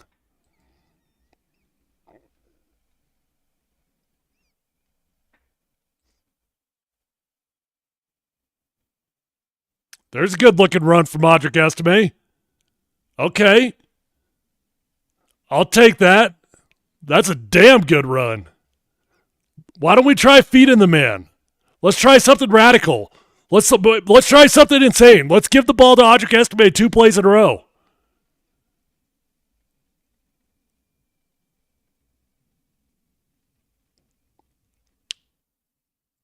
All right, we got it. Let Audric Estime get a chance. Let's figure out what we got in this kid. They're going to give him a quick breather here, which is fine, but put him back in the game. Yeah, Justin, I think it's time for some changes, my friend. I think it's time.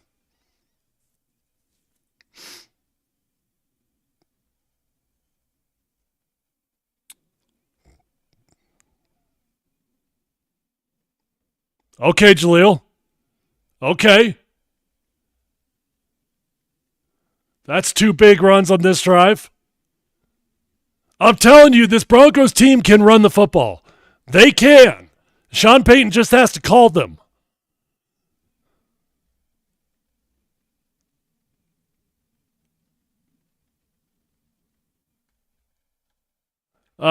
Kenneth asked if I'm going to be streaming the Buffs game tonight. Yeah, probably. That's a lot of streaming, but I probably will.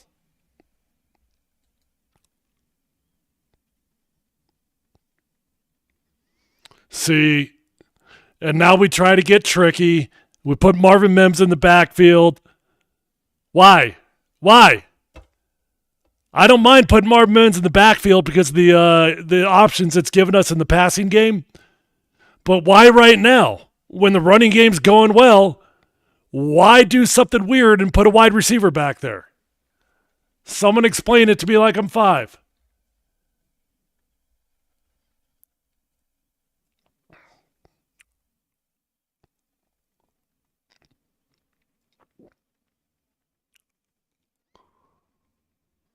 See, Marvin Mims is effective in the backfield as wide receiver. And I get it. If you're going to put him in the backfield, you got to keep defenses honest by handing the ball off to him at least a couple times per game. I just don't get the timing of when they chose to do it.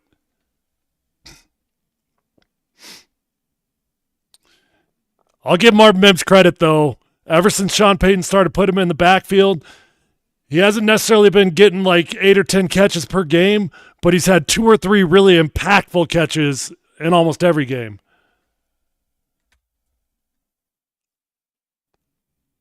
Oh, that was dangerously close to a pick 6, and then we fumbled it out of bounds. I'll be curious to see this replay. That looked like it was dangerously close to a pick 6.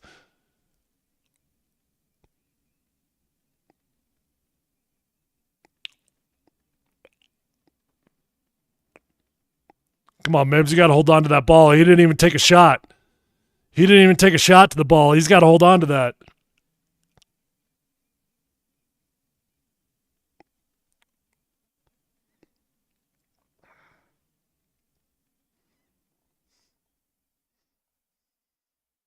A little bit off on that pass to Cortland Sutton, but I do like the timing of the passing game on this drive.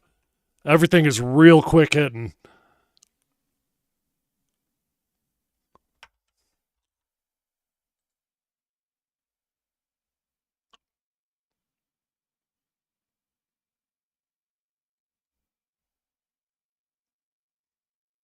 All right, 2nd and 10, and I guarantee you Sean panics.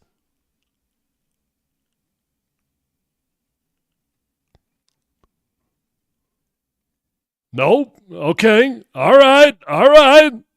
He did the right thing. He handed the ball off, and we got another great run. Dude, we're running the rock now.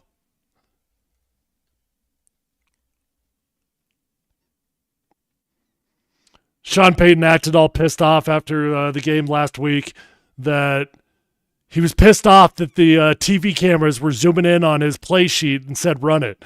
Sean, what do you think they're going to do? You wrote it in giant permanent marker.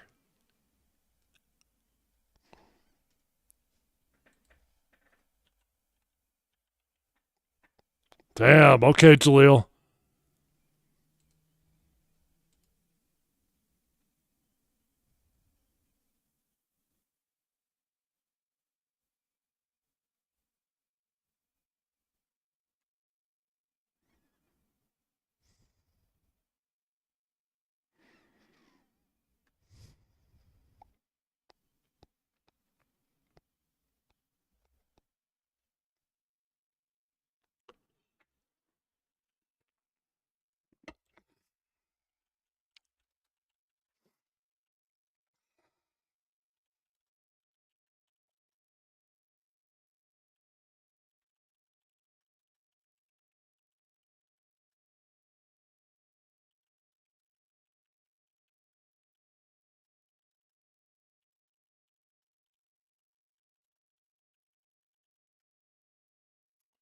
All right. There we go. Great pass, great catch. Cortland Sutton does what he does. He's a 50-50 jump ball guy. That is very good touch. It's a great pass from Bo Nix. That was a fantastic drive by the Denver Broncos. All the way around. The only thing I did not like was the weird handoff to Marvin Mims when everything was going great in the running game, but oh well. That was a well-executed plan. Great calls, great execution.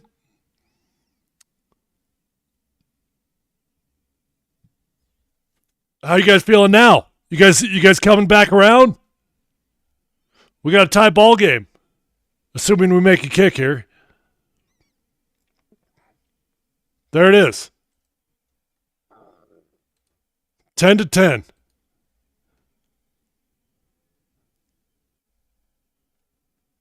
All right, starting to feel a little bit better, right? All it takes is one good-looking drive. Man, that was good stuff. I'm telling you guys, the offensive line, they are plenty good enough to have at least 80 yards, an 80-yard rusher in every single game. They should be averaging over 100 yards on the ground as a team in every game, and there's no excuse for it.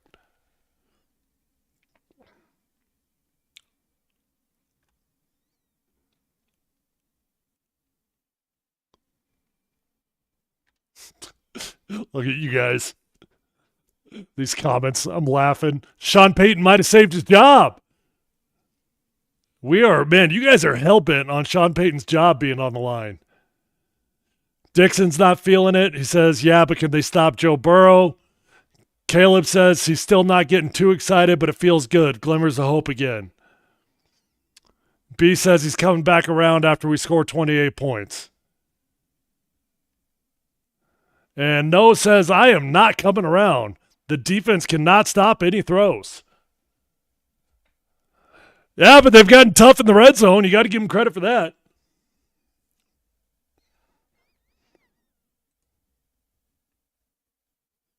Bend but don't break.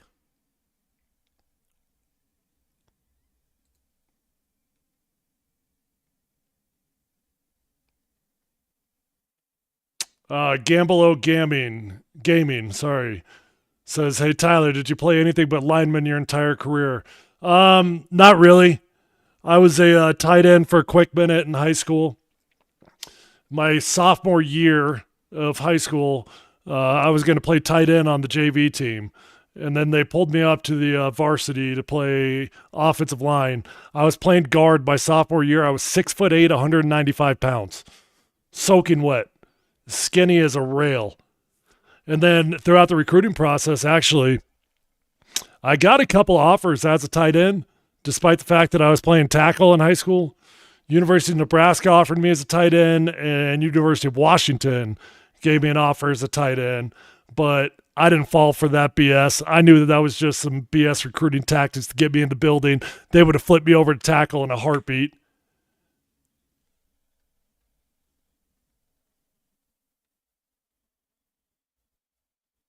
Yeah, Caleb, I don't know if that's a good thing or a bad thing that Cincinnati had 50 tries, but we did hold them.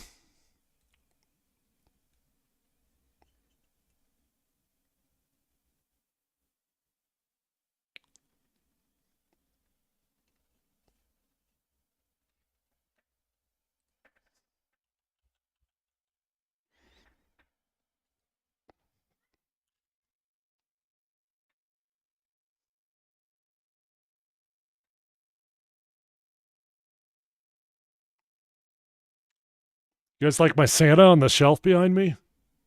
My daughter put that there.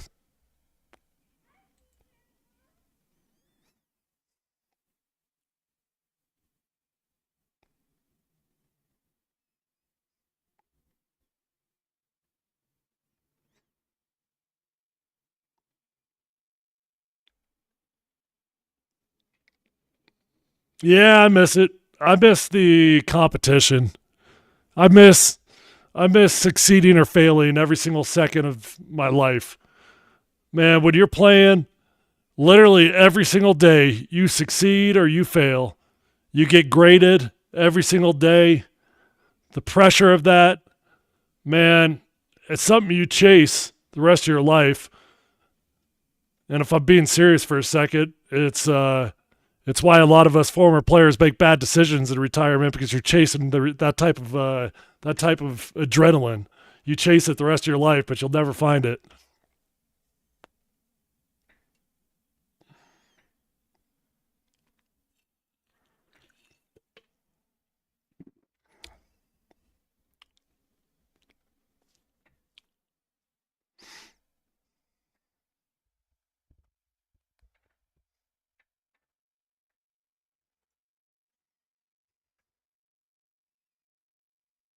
Okay, we got home. Jonathan Cooper, welcome back, buddy. Nick Bonito's getting all the hype this season because he is having a Defensive Player of the Year type of season, but don't forget about Jonathan Cooper. That dude got a contract extension in the middle of the year for a damn good reason. Dang, that was just straight speed right there. Offensive tackle didn't even touch him. That was some Von Miller-ass speed right there. Although Nick Bonito is the one that reminds you of Von Miller. The body type, the twitches, the mannerisms, all of it. Remember, Cincinnati, they rotated their right tackle a little bit earlier in this game. Wow, Cincinnati ends up using their second timeout.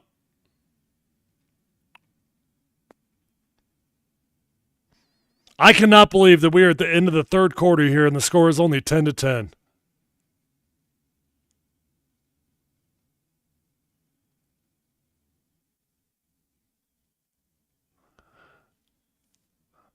I'm sure Cooper is a leader. If you were to ask me the two, I bet the true alpha of that defense, I bet it's Zach Allen. I think that dude is probably the dude in the locker room that everybody looks to. Pat Surtain, as good as he is, he's quiet. He doesn't like to talk. Zach Allen, though, older dude, veteran, been around the block a long time. I bet he's the alpha of that defense.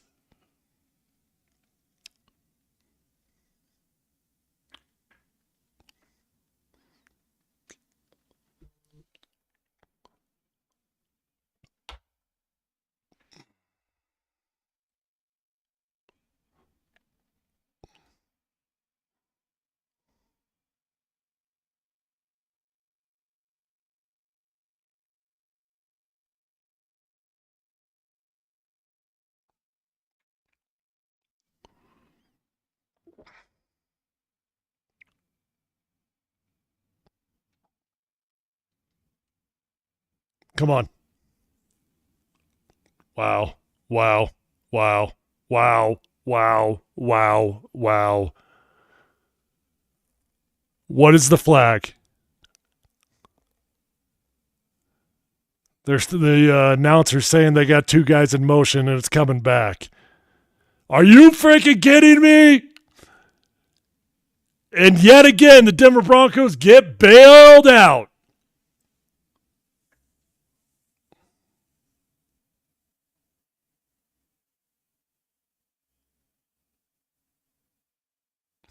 Ha ha ha ha.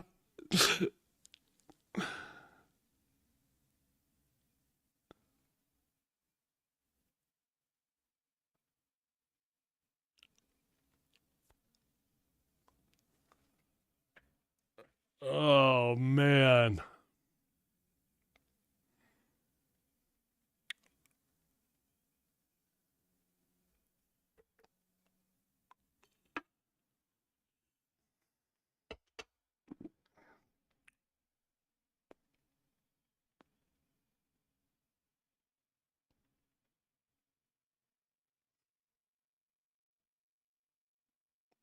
Good Lord. Joe Burrow scrambling for 30 yards. Look, sometimes that's frustrating, but sometimes there's nobody to blame on that. When you get the right coverage called, all it takes is one little vacancy in the A gap, and that quarterback can take off. Wow. Yeah, Caleb, I'm with you. What a roller coaster of emotions on this game. Yeah, you're right. Not Joe, frickin' Justin Herbert. He was doing the same thing last week. Justin Herbert's one of the most immobile quarterbacks in the NFL. He was scrambling all over the field. Dude, Justin was on one today. I don't know if you guys saw any of that Chargers game versus the Patriots. He was freaking dealing specifically to Lad McConkey.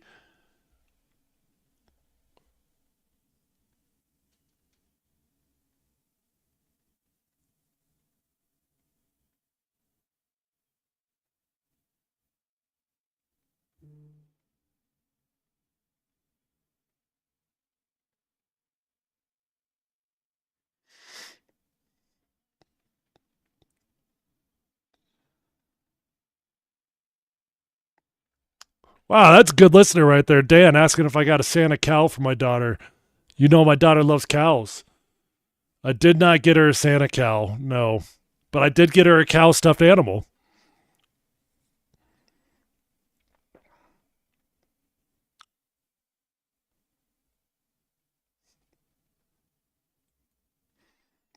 Hey, I appreciate all you guys that are watching right now. I guess during commercial break is as good as time as ever to do my shameless self-promotion here.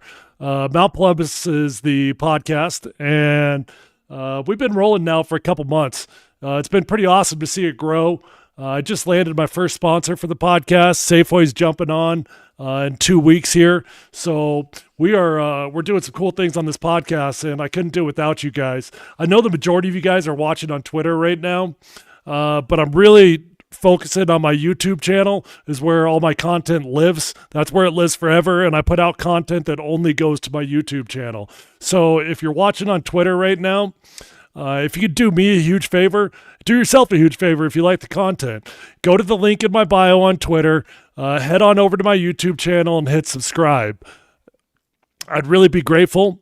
I do the all 22 breakdown, so I get the coach's film usually 2 days after the game. So I don't know. Tomorrow I don't have a lot going on, though, so I might go ahead and just break this thing down tomorrow. We'll see. But I get the all 22 put out within a couple days, and we do scouting reports. We do midweek news. Anytime there's a reason to talk Broncos, I'm on the podcast. So I would super appreciate you guys going over to YouTube and hitting subscribe.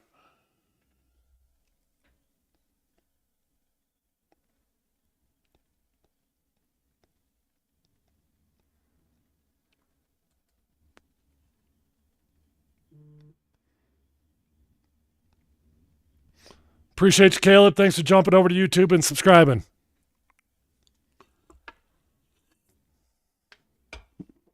Hey, if you really want to do me a favor, you really want to help my channel grow, hit like on YouTube and comment on it. Not in the chat. Make a comment on the actual video itself. And it's crazy what 2 or 3 comments does for the algorithm over there on YouTube. So I'd be insanely grateful if you guys could do that for me.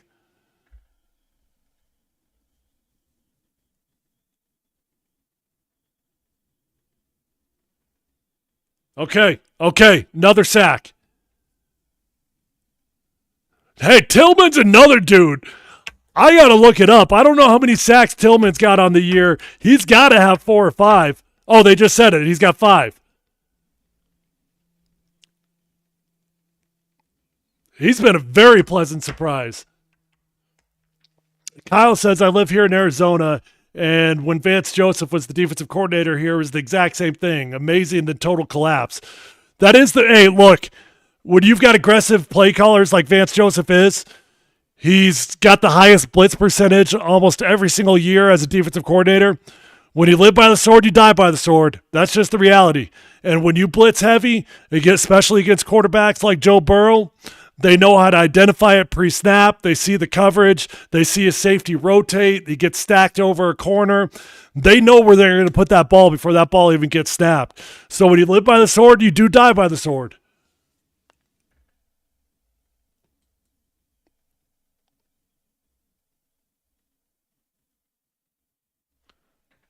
Appreciate you, Kyle, for subscribing.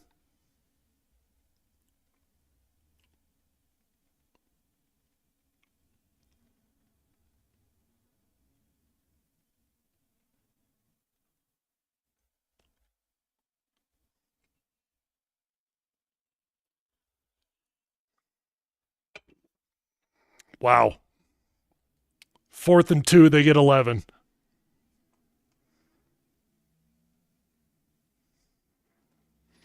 Busted coverage in the secondary. We've had that way too much in the last few weeks. And we suck again.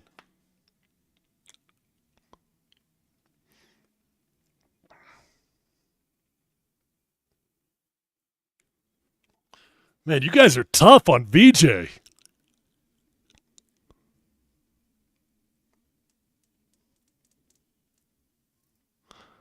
The real problem is the time of possession in this game. Cincinnati's it feels like they've had the ball the entire game. I'm going to look it up. I don't know what the actual numbers say, but damn, it feels like they've had the ball forever. Oh, Coop got hurt? It looks like he's walking it off all right. Doesn't look like it's too serious, but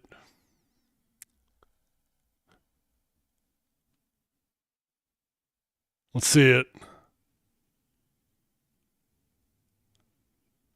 I don't really see anything. He grabbed his hip. No, his hand. Looks like it's his left wrist.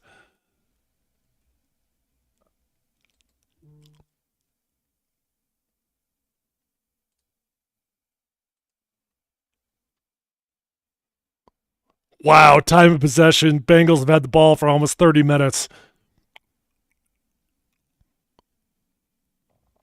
Wow. Wow. He just freaking grabbed that ball over Moss's head. Just grab that thing. Here, let me take that. Give me that football. Jeez. And the panic is rolling in. Until next season, game over. All right, let's get a touchdown. Game over. We suck. Touchdown. Fire Sean Payton. You guys are making me laugh at least. Wow. That was right over Riley Moss, too. And I got to update the scoreboard, unfortunately, because now Cincinnati's up by 7. Pain. Kyle, I live in pain.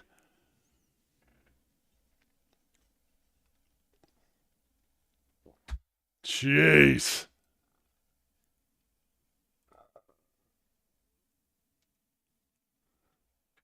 Nah, we don't need a... Well, we do need depth at corner. But, hey, we got some dudes now. I realize Riley Moss just got beat. I promise you, Riley Moss and Pat Surtain, they're up there for the best duo in the NFL. You put them up with any duo, they're going to be up there. They do need some depth. And you always draft corners every year anyways because they're special teams players.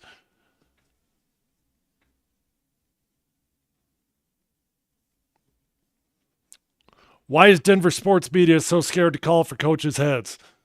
I don't know. I don't root for people to get fired. I've been fired before. It sucks.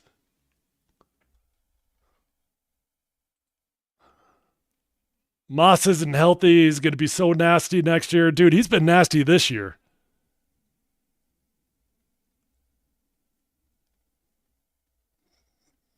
Broncos just can't get out of their own effing way.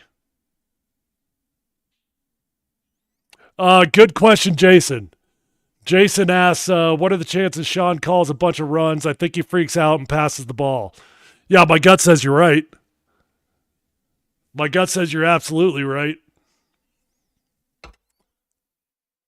It'd probably be the worst thing he could do. You want to solidify a loss? Give up on the running game now. Why was the last drive for the Broncos so good? Because of the running game. But you ain't wrong. Sean Payton absolutely has a tendency to do that when he panics.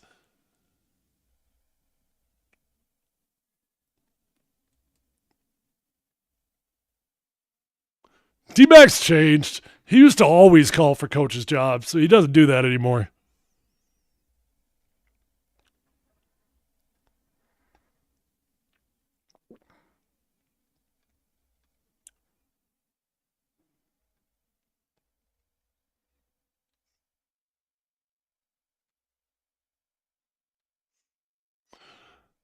All right, well, every possession does matter now. I know I've been saying that the entire game, but it is literally true. You're in the fourth quarter, boys and girls. I know we got a few girls watching now. We're in the fourth quarter. You're down by 7 points. Go down by 2 possessions, and it's ball game.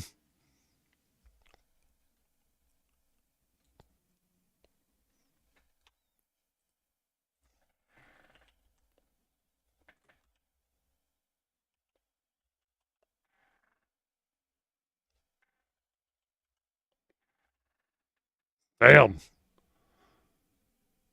Mims gets rocked on the return.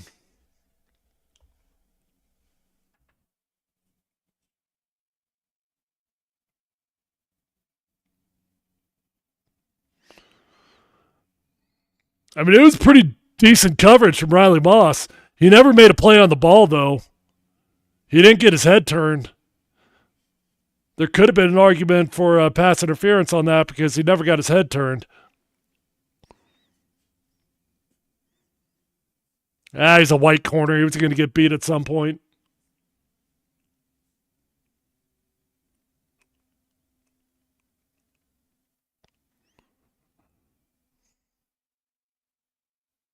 All right. So Sean Payton comes out running the ball in the first play of the possession. And Jalil's got another nice run.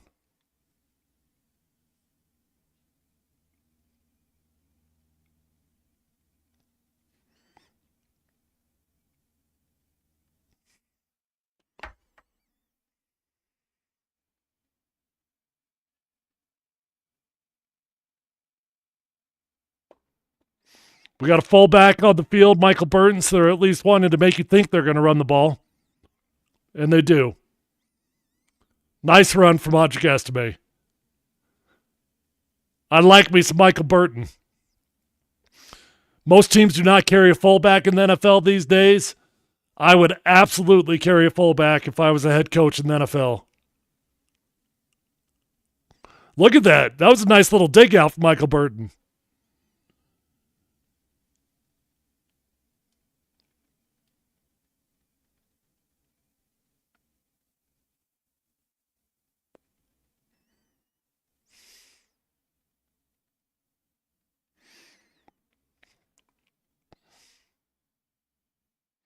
Nothing there on that one. But he is staying committed to the run.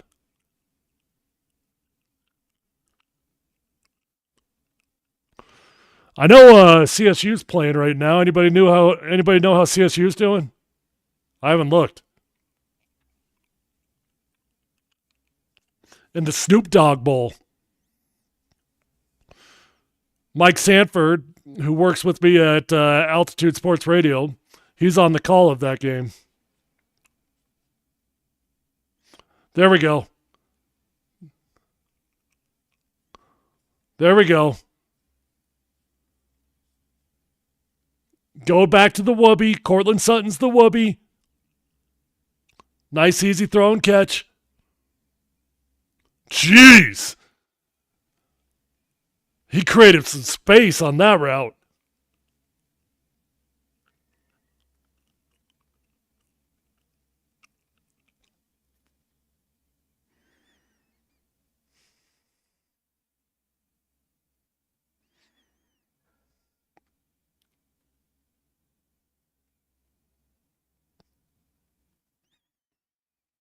Play action. Let's get outside the pocket. We're taking a shot downtown. We got it. We got it. We got it. Touchdown. Touchdown, Marvin Mims. Are you guys ready to let Sean Payton stay as the coach yet? Are you guys back into rooting for the Broncos, or we still want to fire everybody? 50-yard touchdown? Who said Bo Nix can't throw the ball down the field? Oh, maybe that was me. Marvin Mims got him.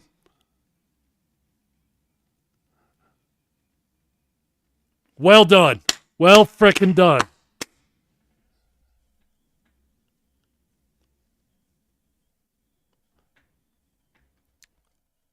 Hey, now all of a sudden it's feeling a whole lot better. Feeling better. Got an opportunity to seal your playoff fate here with the victory. Not doing it against the JV squad against the Chiefs. You get a victory against Joe Burrow, the most dangerous quarterback in the NFL, and that's what he is. Joe Burrow's the most dangerous quarterback in the NFL. Now you got some pride. You got some integrity going into the playoffs. You're probably going to get smoked in the first round either way because you're going to go up against the Bills, maybe the Ravens. But at least you can go into it and play with some pride and not embarrass yourself. Caleb still wants to fire Sean Payton. Wasted so much time and possession on that drive. Caleb, we scored. Relax. Relax, we scored. Actually, Sean did everything I wanted on that drive. I literally have nothing I could complain on. He ran the ball, took a shot down the field because he ran the ball well.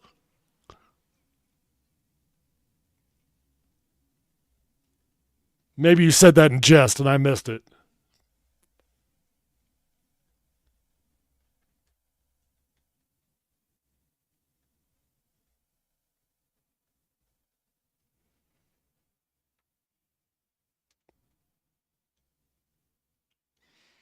I played in the wrong era in terms of gifts from quarterbacks in Christmas time.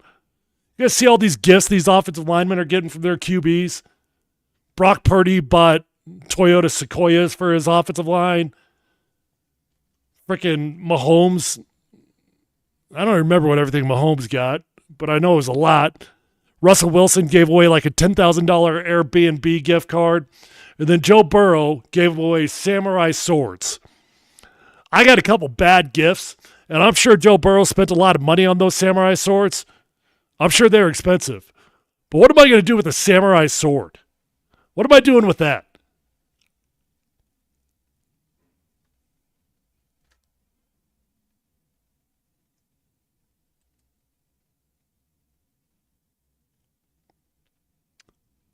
Appreciate you watching the stream, Gamble.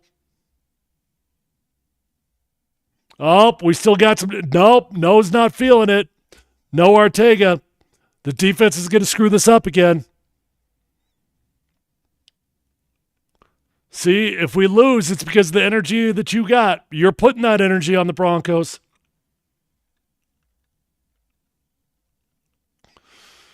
What's up, the badass 197? I haven't seen you on the stream before.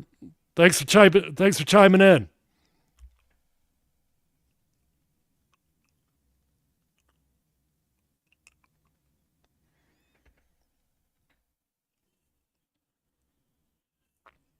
Is that right? That's the longest throw of the season?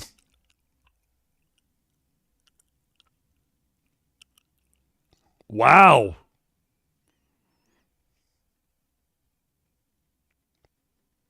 For a dude that is questioned by just about everybody, including me, about his arm strength, he's got the longest pass in the NFL.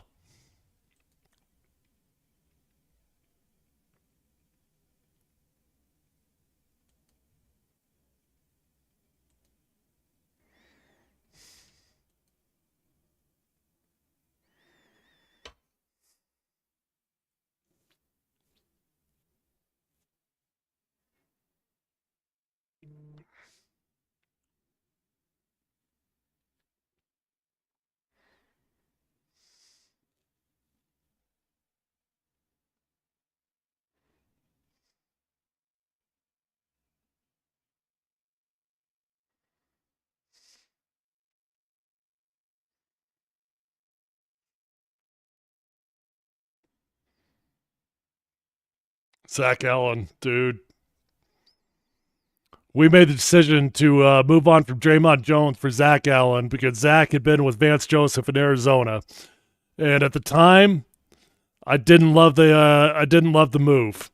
Hindsight 2020, what a freaking decision that was.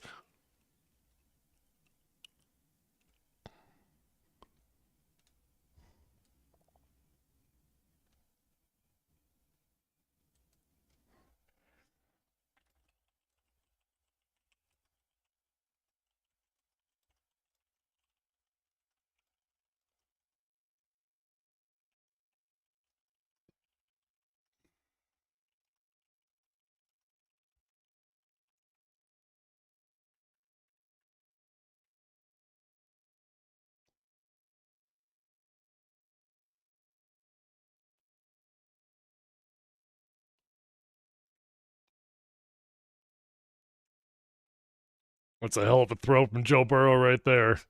God dang. That dude. How does Joe Burrow only have 7 wins?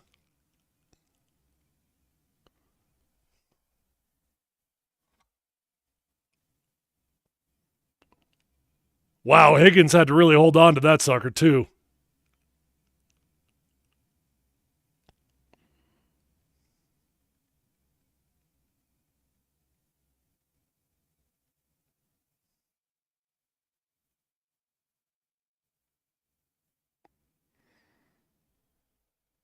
All right, good stop there on first down. Maybe get him off schedule here a little bit. Shut up, no.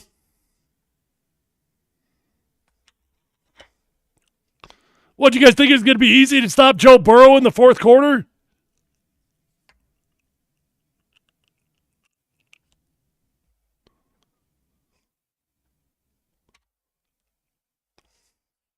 I almost want Cincinnati to eat up a few more minutes off the clock here because I don't trust our offense to be able to finish out the game on a long possession. So there's actually a part of me that wants Cincinnati to take a few more minutes off this clock.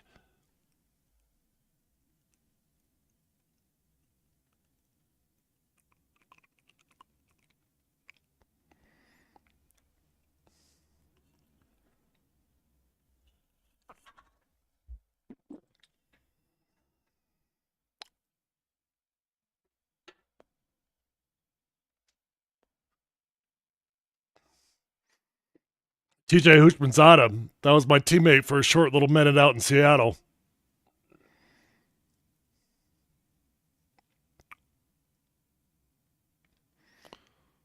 Whoa, whoa, whoa, whoa!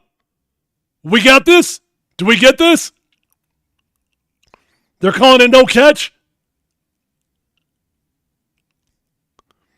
Sean's got the challenge flag in his hand.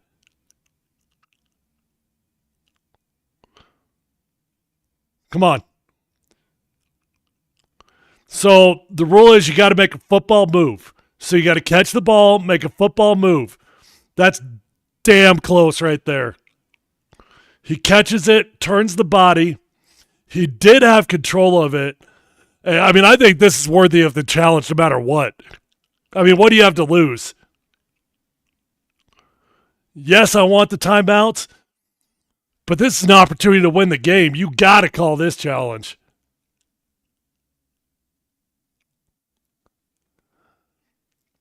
I mean, my gut tells me that this is going to be too close to overturn, but I think you got no choice but to challenge it, man.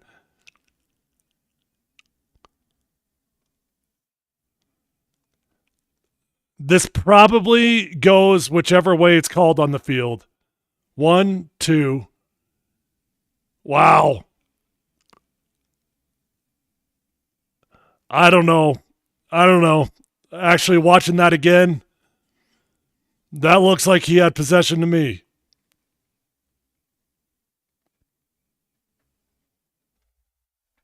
Oh, I got to update the scoreboard? My bad, my bad. There you go. 17-17.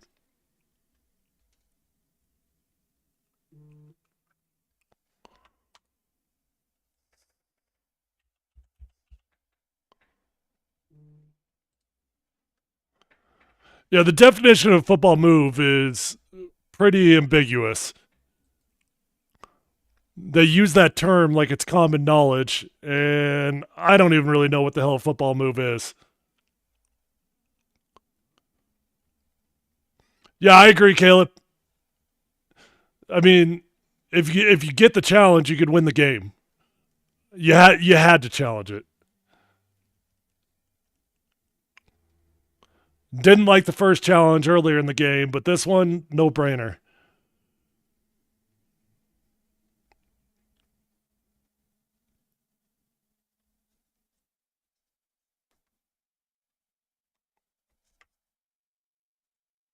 Buffs game starts in about 30 minutes here, I think.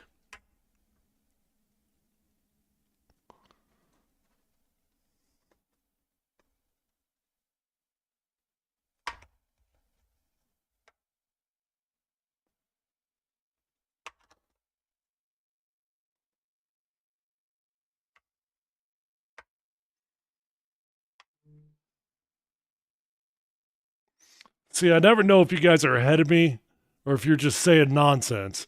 When Daniel says rule the fumble, Broncos ball, you can't be that far ahead of me.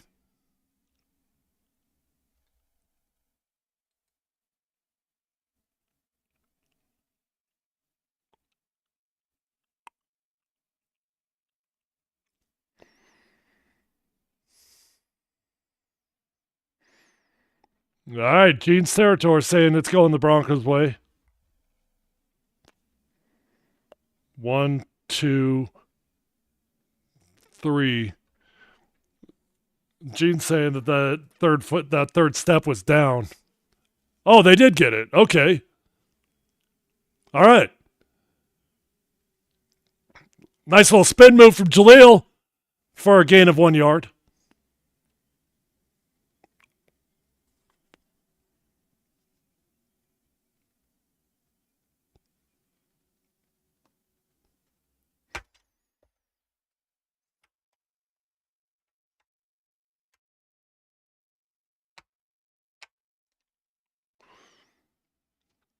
Well, this here is officially the ball game. We have 4 minutes left. This is tricky because you want to eat up the clock, but you cannot get it. You can't overthink the clock. You just got to score. In a perfect world, you eat up the clock, you score with about 30 seconds left. But in my opinion, too many play callers try to manage the clock in situations like this rather than just doing what they got to do to score.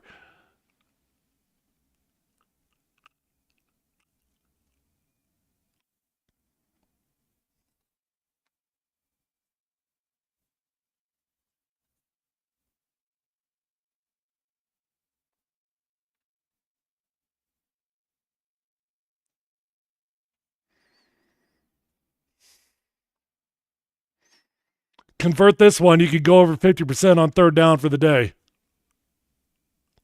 Yep. Well frickin' done. Okay. Nice little reach out there from Bo Nix at the last second.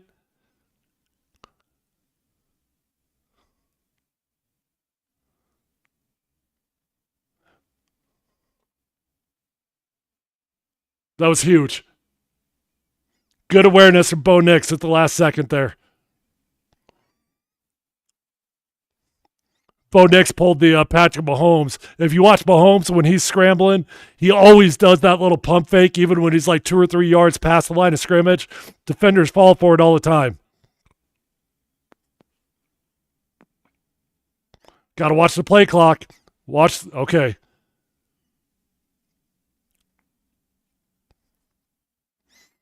Now you got to eat up the clock. Now you eat up every single second of that play clock on every single play. You do not snap the ball until there's about 1 second left on the clock. You got to stay aggressive, but you also got to run the ball to try to eat up the clock. I wouldn't mind throwing it here on second down, believe it or not.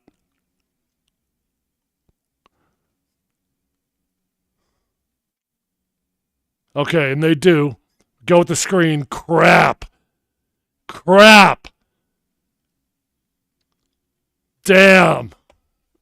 We lose yards on that. What's the flag?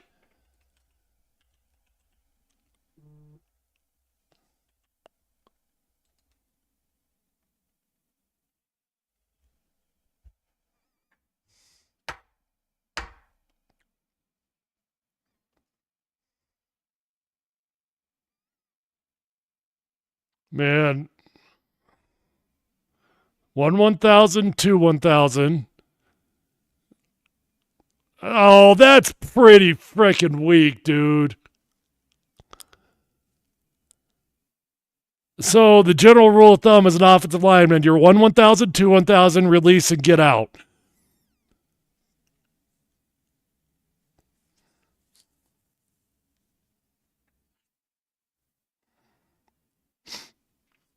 Well, you got to be thinking 4 down territory. So pick up, man. God dang.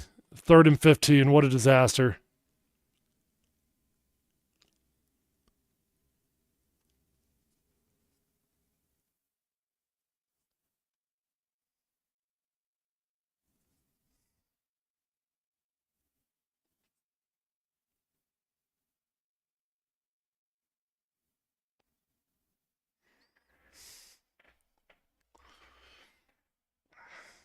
Would have been nice if they gave us an extra down.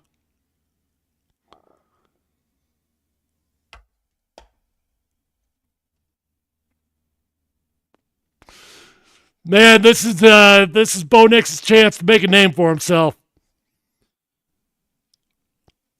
You got to be aggressive. Okay, 3rd and 15. Let's go. Shit.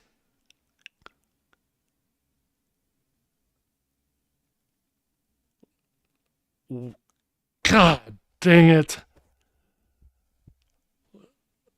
Oh, that's on me, folks. That's on me. I said Bo Nix is going to make a name for himself. Bo Nix throws a 6th turnover in the last 3 games. You know, I can't tell if this was a design sprint out. I think it was. And then he just couldn't quite get out of the pocket there.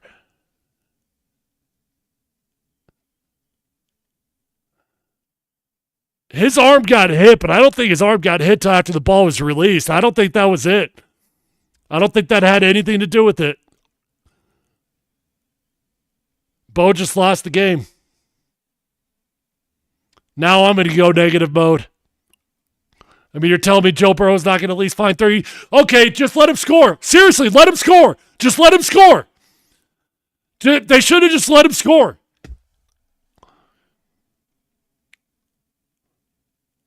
Why that? Like, at that point, let his ass score. We're going to let him just eat up the rest of the clock.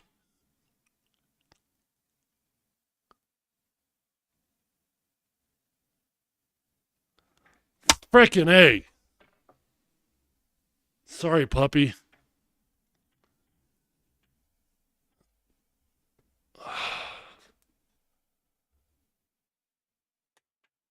Every opportunity in the world to win this game.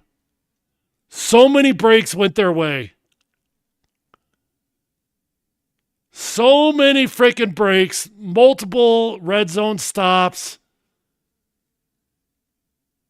You had sudden change.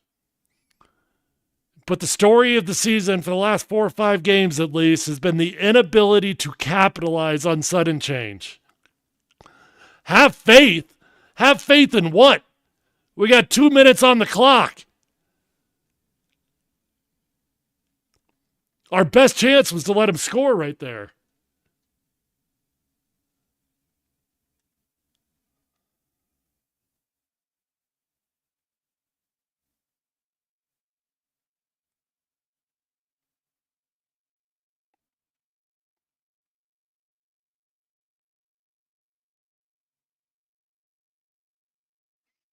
I mean, you're not wrong, Jonathan. The Broncos really had no business being in this game. The Bengals dominated in every single category. Time of possession, 3rd down conversions, all of it.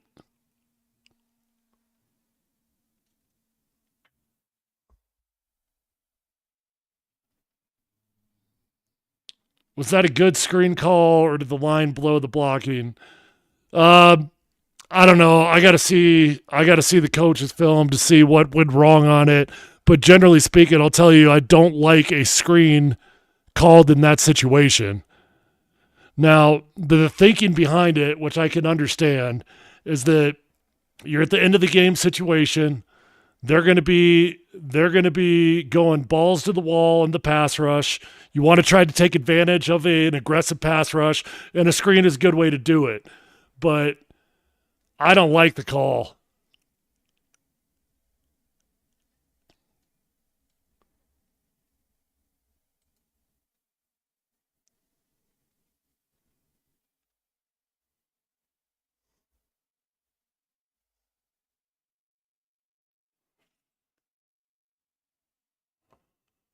Man, I don't even know what I'm supposed to feel about this game. I mean, I'll put it this way. There's a reason why the Bengals have only won 7 games. It's got nothing to do with Joe Burrow. But look at the like I'm talking about the missed opportunities the Broncos had in this game. What do you think Bengals fans are saying? Talk about missed opportunities. They should be up by 3 touchdowns.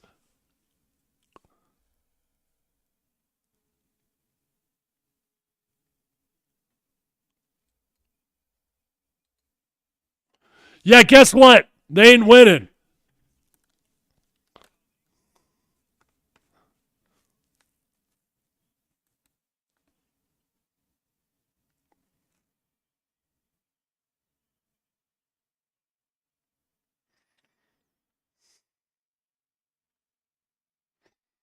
Are they going to keep throwing it? They are. Wow. We are continuing to catch break after break, folks. He was an absolute moron, and he went out of bounds on the last play. Now the Bengals are continuing to put the ball in the air. We get the incompletion. We just got 2 free timeouts in the last 2 plays.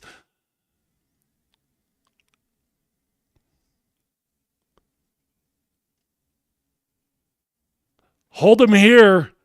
Hold him here, and you got a real chance. Obviously, they'll get their 3 points, but you'll have plenty of time to work with. You got 2 timeouts in the bag still.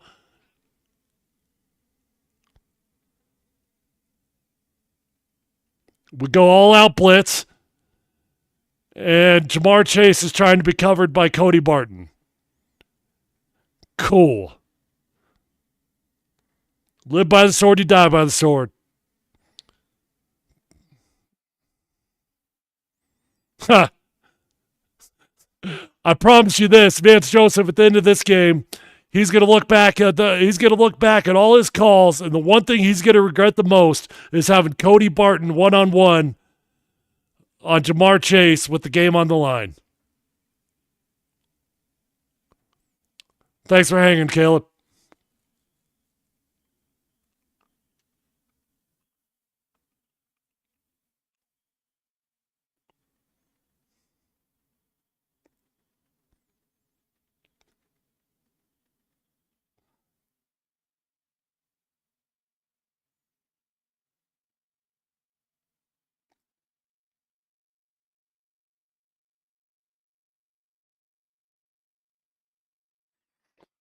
We had an opportunity. We had the opportunity right there.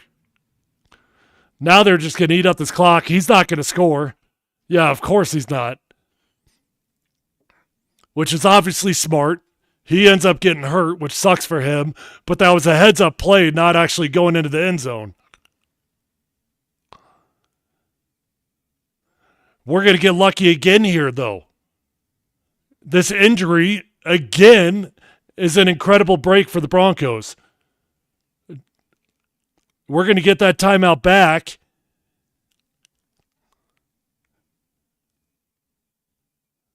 Wow, he just got his leg stuck in the ground there.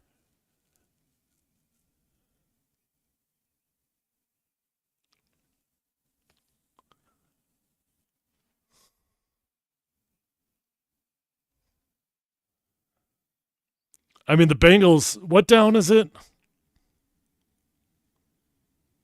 What down is it? It's second down. God, they could very well just take a knee here.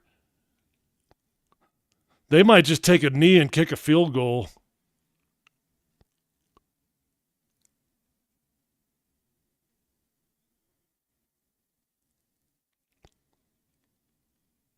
No, they'll try to score. They'll try to score.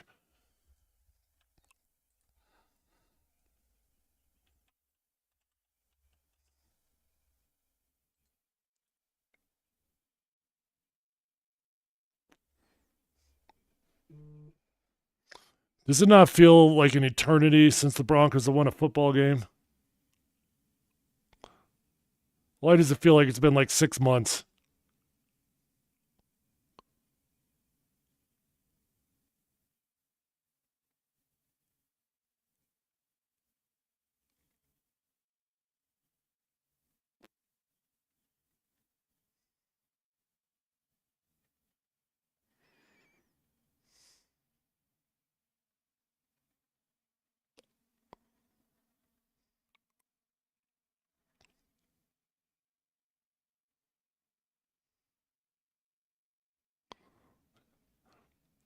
Yeah, they're going to just set it up. QB sneak. Please score. Please score. Please. Thank you. Thank you.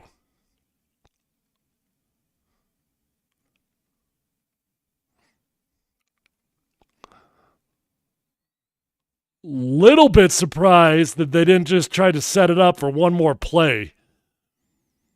I'm not so sure he actually got in on this one, but I'm glad he did.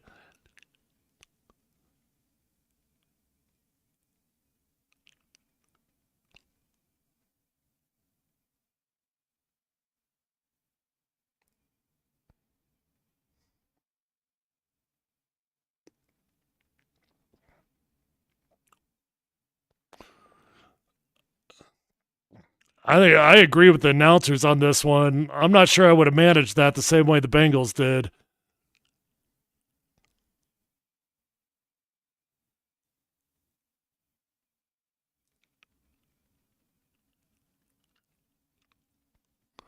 That really was best case scenario for the Broncos.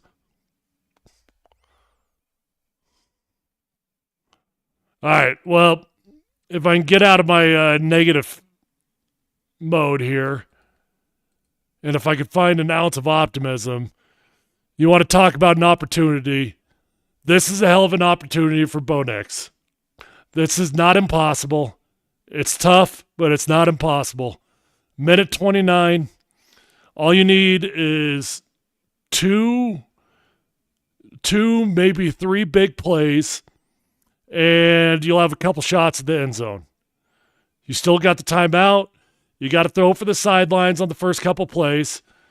On the first couple plays, if you could manage to pick up 15 to 20 yards throwing for the sidelines, then you can throw across the middle of the field because you got that one timeout in the bag. Set yourself up for a chance to take 2 or 3 shots for the end zone.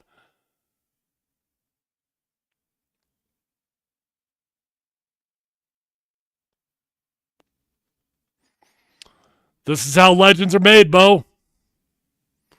Go make yourself a legend.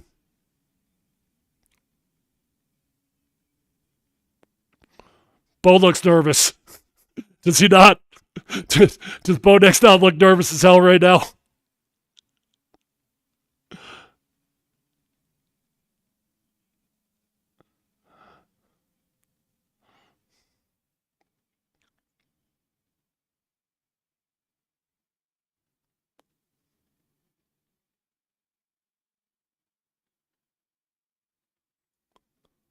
Okay. Get out of bounds. Get out of bounds. Get out of bounds.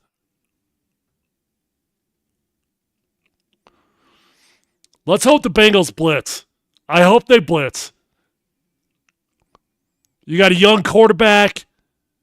You think the best way to get after is blitzing? That's also the best opportunity for a big play.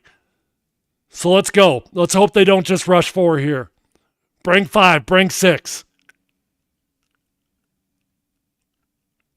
They're not. They're absolutely not. They're just bringing 4. No Bo. No Bo. No Bo. Okay.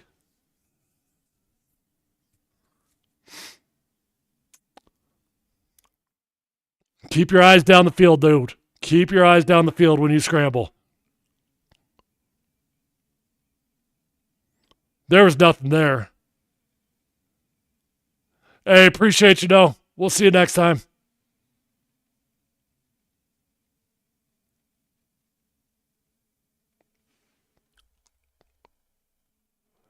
Wow, it's just so much time.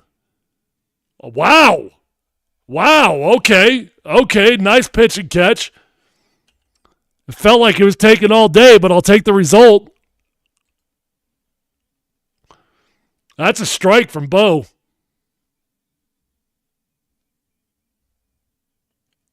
Absolute strike. Okay. You still got your timeout. You got over a minute left. You can do this. Okay. All right. Get up there. Spike it. Get up there and spike it. Don't call timeout. Let's go. Or don't even spike it. Yeah, just run a play. But we got to go.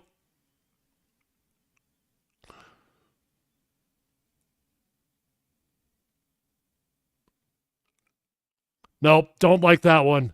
Why? Now we got to call timeout. We're not going to call it. Why would we throw a swing? You got to throw down the field. You got to throw to the sideline, Bo. What are we doing? God dang it. Oh, he freaking had him, too. He freaking had him. Dude. Cortland had that. Why didn't we use we should have used a timeout. The second we threw that dumbass swing out, we should have used our timeout right then and there.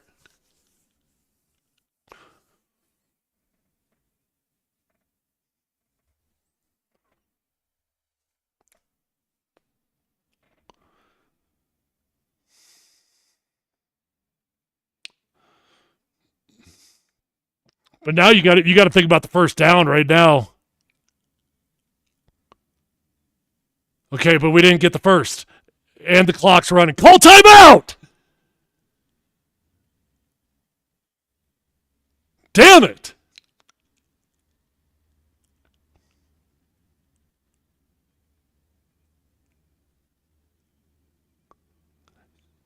Get to the frickin' stick! That's on Bo. He was going to get to the stick. I mean, that's a miracle. Javonte Williams, freaking running back, just made one hell of a grab. Bo's the one that threw it behind the stick. Javonte was to the stick. No, Daniel, he's not losing his job. Shut up.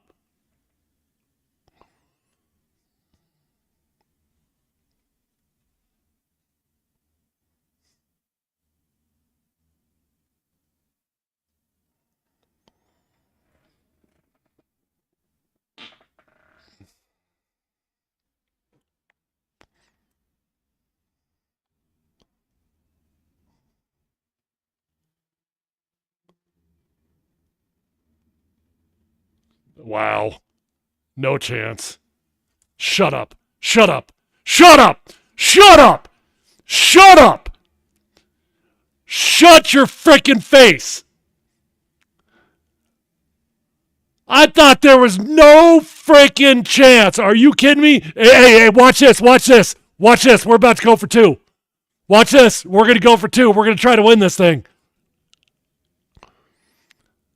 What a freaking catch. Best catch of Marvin Mims' career. Best catch of his career. Does he secure it? He's got it. He's got it. He's got it. It never touches the ground. That ball did not touch the ground. That is absolutely a touchdown.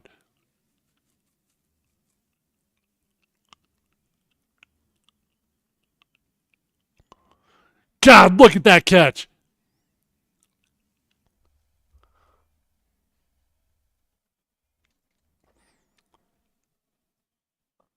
I thought Bo Nix was running around like an idiot on that one, just tossing up a freaking Hail Mary.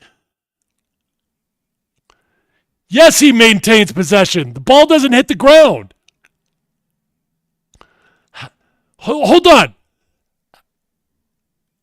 Shut up, Gene.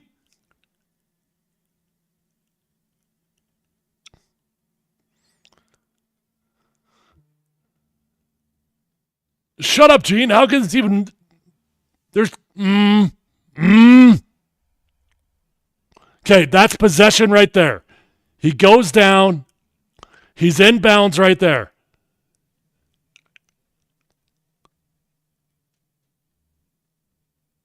Dude, they can't overturn this.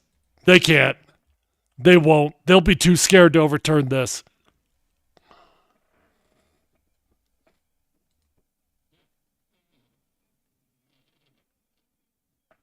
Let's go. Let's go. All right, are we going to go for two? We going for the win?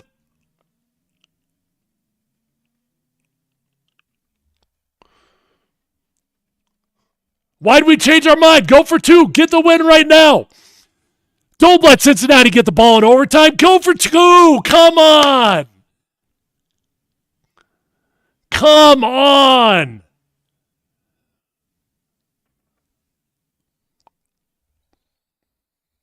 Damn. We're going to leave it up to the fates of a coin flip.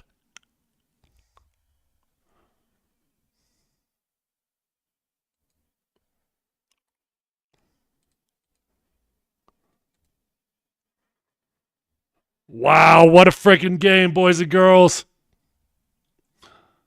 My dog's getting nervous from all my yelling.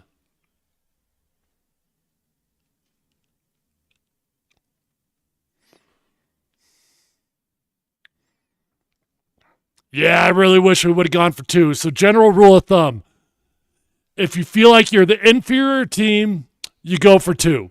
If you're on the road, you go for 2. If you are so confident in your team that you genuinely believe you're the best football team on the field, you play for overtime. I don't have confidence the Broncos are the best football team on the field right now. I mean, I look at it this way. What's easier?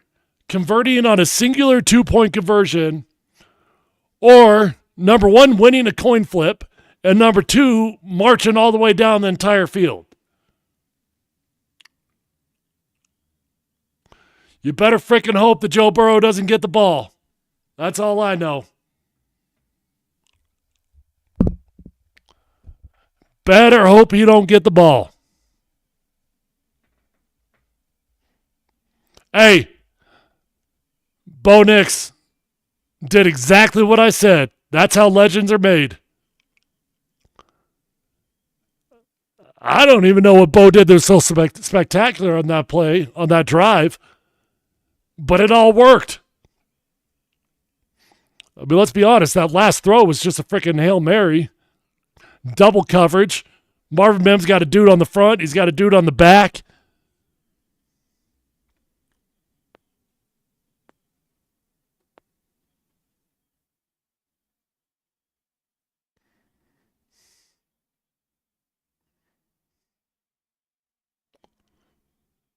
Well, one team's happy, one team's look stressed.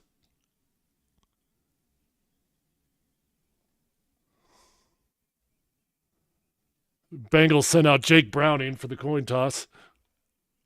We sent out Stidham.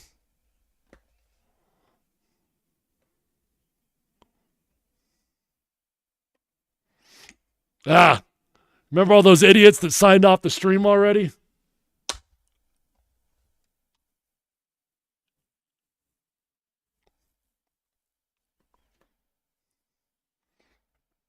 Who's been on the stream since the very beginning? Who's still here? By the way, I love all the interaction from you guys. This has been a lot of fun. This has been a fun game to be on with you guys.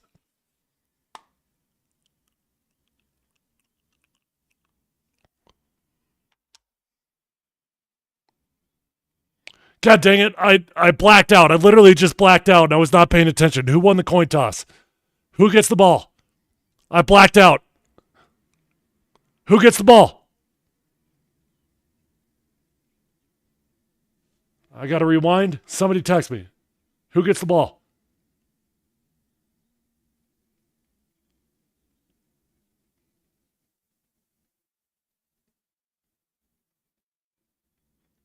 Nobody's going to help a brother out here? Who gets the freaking ball? Bengals do. Damn.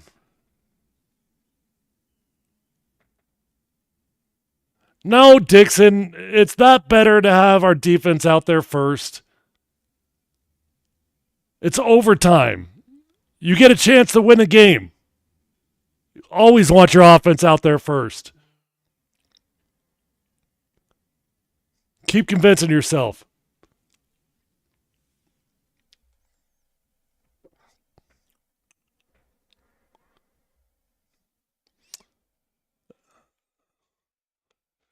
Somebody asked if I think Bo Nix will end up being the best quarterback that's drafted this year.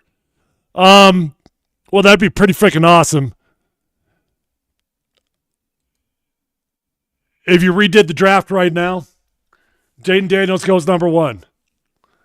Number 2 gets interesting already. I think if you redid the draft today, Drake May would probably be the second quarterback off the board.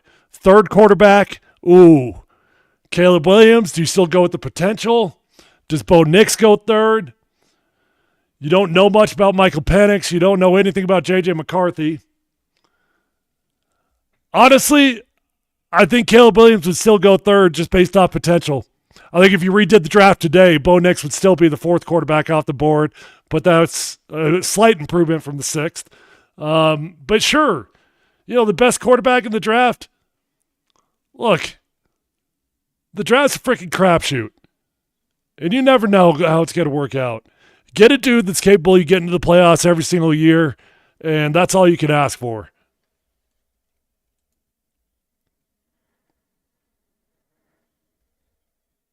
Wow! He's taking this out? That was a freaking ballsy decision. Yeah, it's the same order I said. I said Jaden May, Caleb Bowe.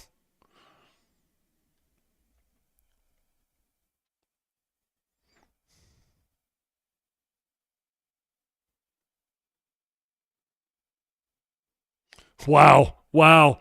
Go back to that. Go back to the Bengals decision when there was, about a minute 24 on the clock.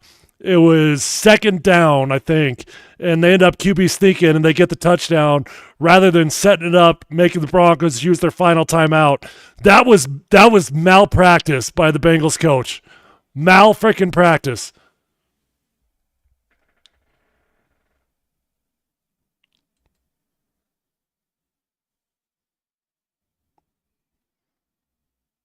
Yeah, well, they're going up against Joe Burrow, Daniel.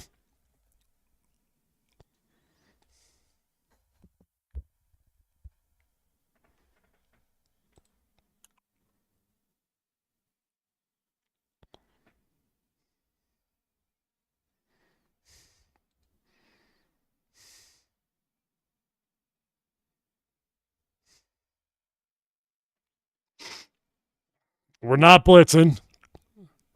Almost got the sack on a 4-man rush.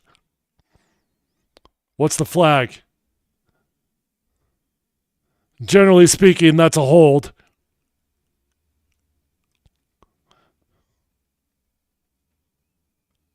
No. Not a hold. Just give him a first down. Just, here you go. Here you go, boys. Have a first down. I swear to God, if we lose this because we didn't go for 2.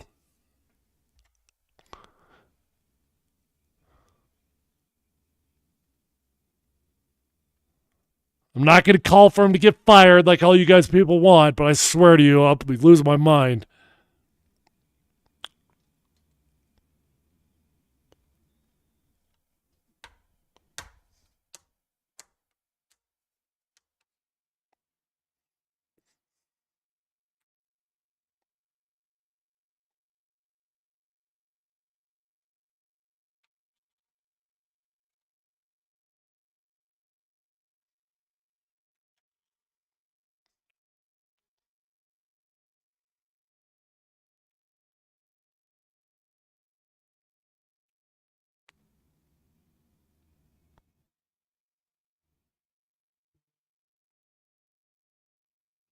All right, there you go, Zach Allen. 3 sacks in one game.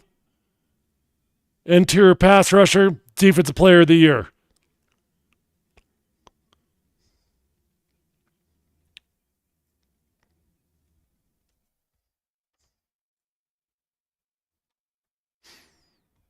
We might just get out of this. Blow a kiss to the Lord, Zach. 3rd and 14. We might just get out of this thing.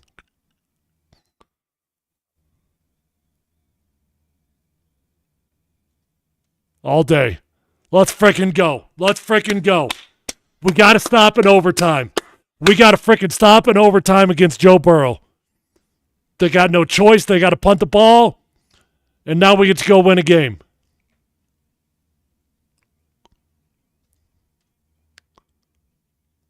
Great coverage. That's a coverage sack right there.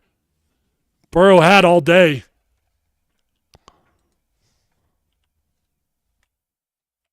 Wow. We just stopped Joe Burrow in overtime. How you guys feeling about VJ now? Huh? How you guys feeling about VJ now?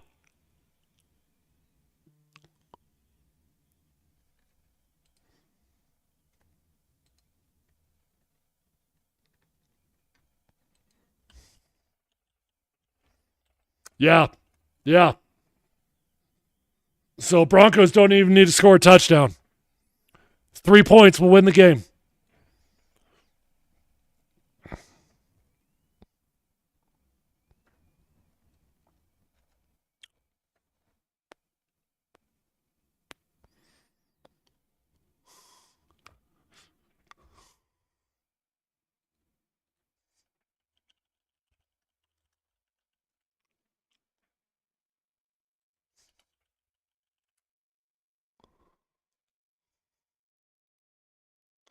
I'm missing my bus right now. The bus game just kicked off. That's all right. College football games take 6.5 hours.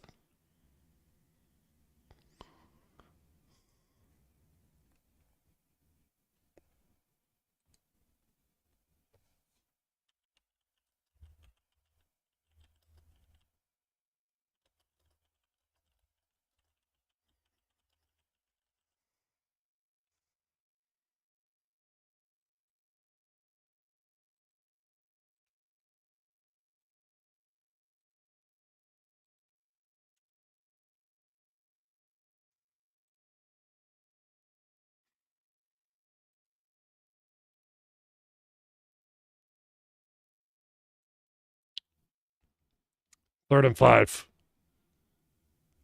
We gotta get a first down at the very least to flip the field. We cannot give the ball back like this.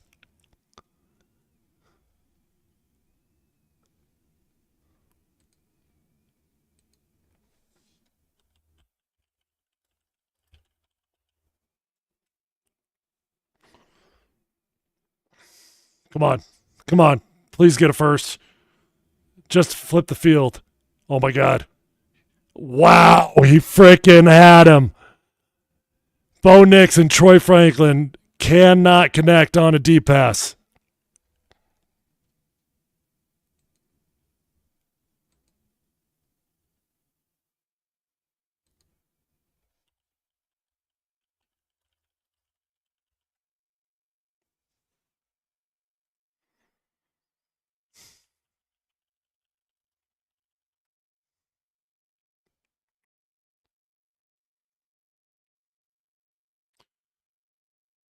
God, if we get the ball to him on the 50-yard line, it should be illegal contact, too.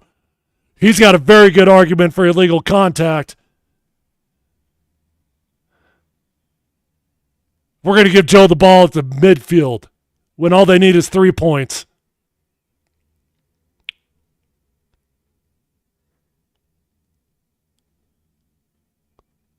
They absolutely should have thrown the flag.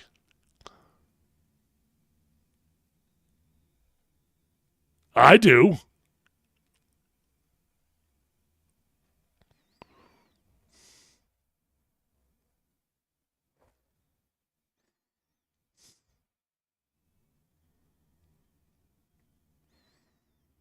We blitz. They're one play away from a field goal.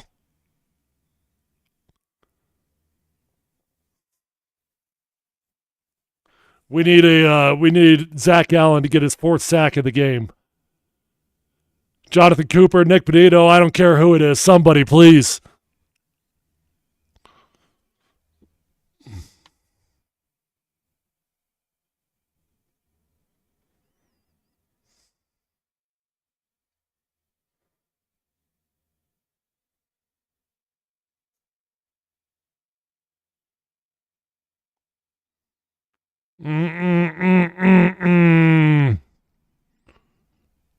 Crap City. Craptastic. I told you we should have gone for 2. I told you guys we should have gone for 2.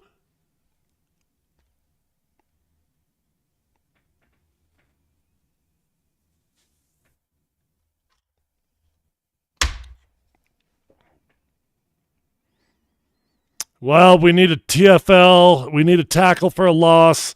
Something. Remember, all they need is 3 points. They don't have to score a touchdown. They're already in field goal range. And it's first down.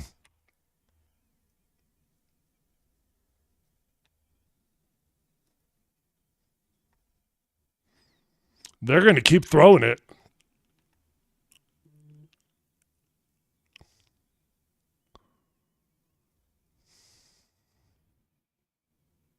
Come on, Zach Allen. Let's go. Get home, buddy. Flag, flag, flag. Yes. Yes, yes, yes.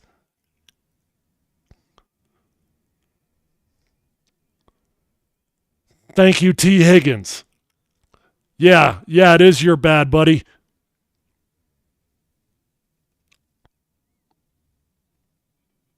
Did you see that? Somebody on the Bengals sideline was pointing out the false start.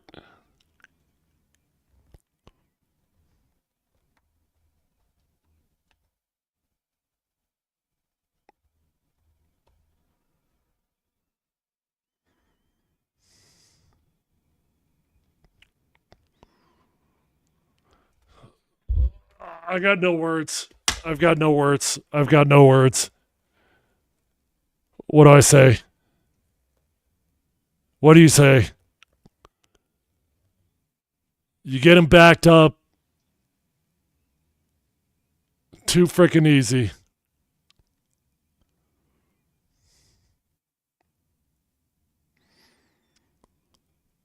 I don't know what Riley Moss is supposed to do on that. We can't have nice things. We're not allowed to have nice things.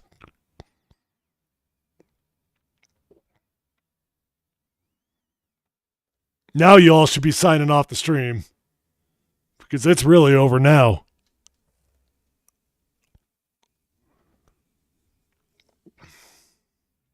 You get 2 timeouts in overtime? For some reason, I thought you only got 1.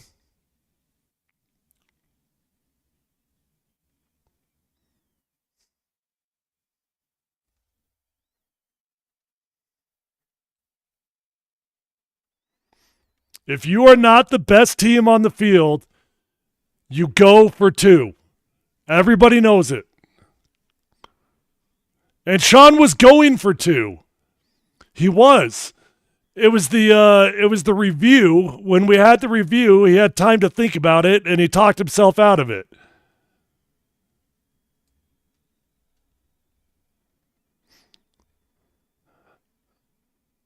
I mean, Jonathan, I feel you, but keep in mind, the defense did get a stop. They literally got a stop on the first possession of overtime.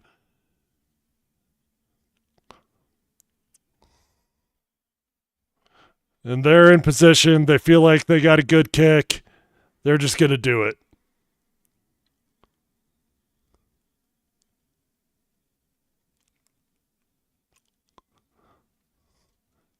Come on, Cade York. You're a stupid kicker. Do something stupid, Cade.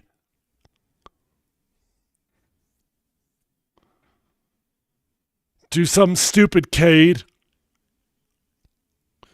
Shank it, Cade. Noonan! Noonan!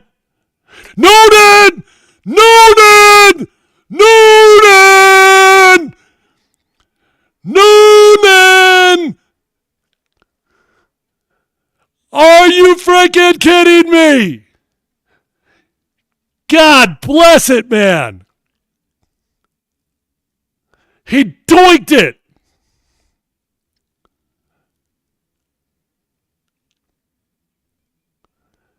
He doinked it.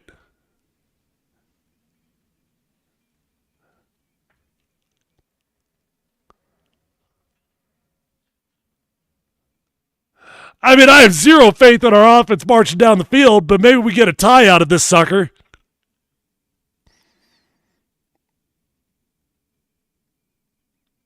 Yeah, keep chopping your gum.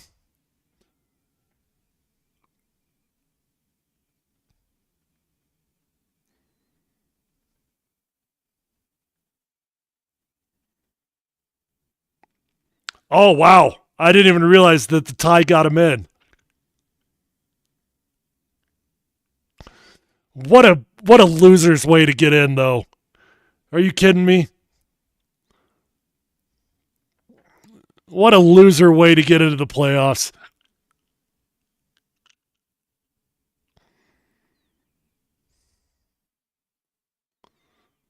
My dog's hungry. He's mad at me. I haven't fed him yet. I can't walk away from this puppy.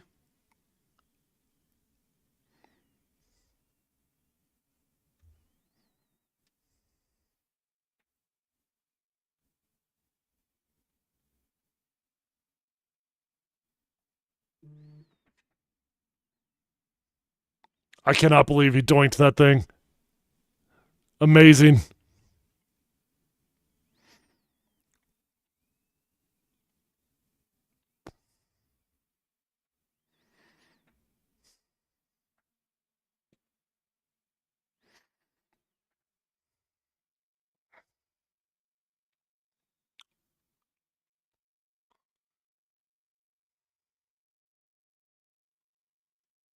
Well, we can't even run out the clock.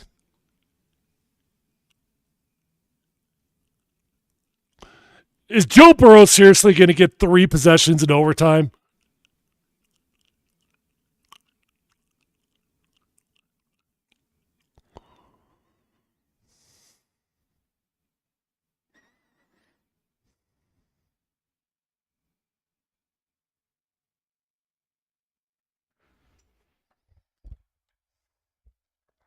Come on, Bo. Let's go, buddy.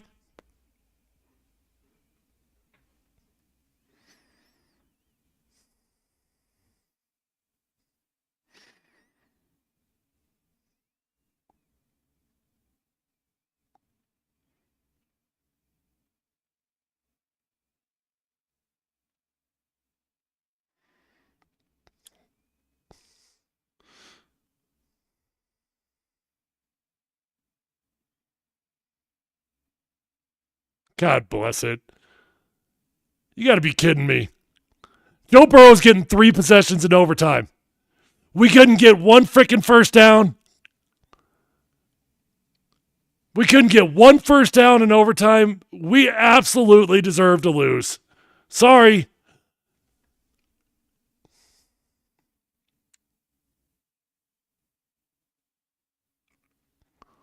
We deserve to lose the game.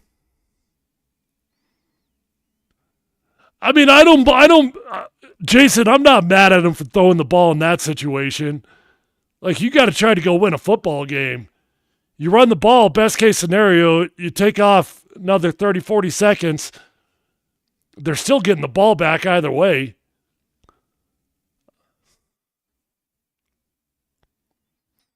Seriously, if you stop Joe Burrow 3 times in overtime, that's like hitting the lottery 3 times in a row.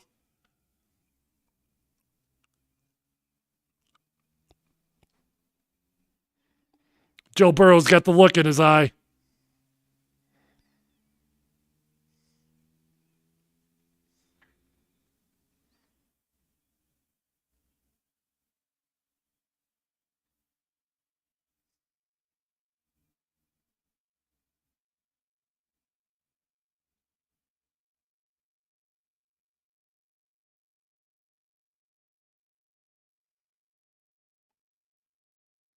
Yep. Let's give him 16 yards on the first play.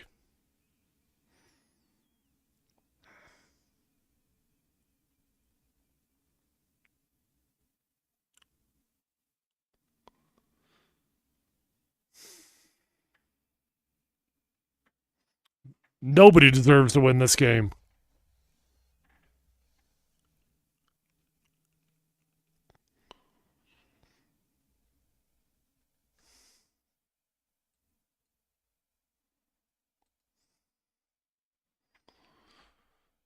Oh, man, I really need that heartburn medicine.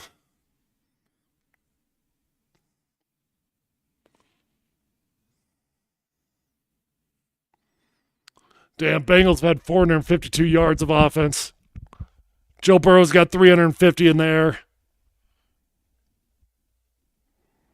I think that's fair. I absolutely think it's fair to be pissed off at Sean Payton for not going for 2. Why does Knicks remind you of Tebow? Because every game has been the same thing. It's been bad, bad, bad, bad, bad. Something miraculous happens in the fourth quarter. Holy crap, we've got a chance to win a football game. That being said, Bo Nix is 10 times the quarterback that Tim Tebow ever was.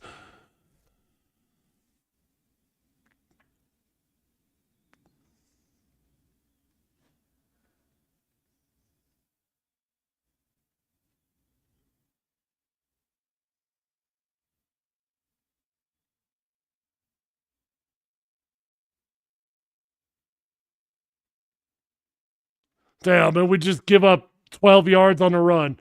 We give up a 16-yard throw on the first play, give up 12 yards on the ground on the second play.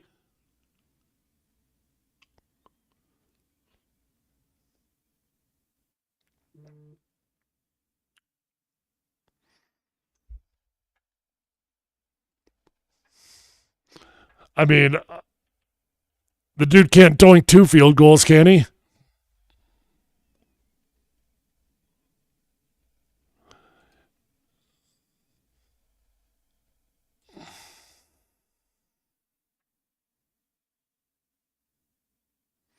Oh my gosh. That felt for a quick second. I thought we had a chance at an interception on that. I don't think it was as close as I thought it was, but for a quick second there, I thought we had a chance at an INT.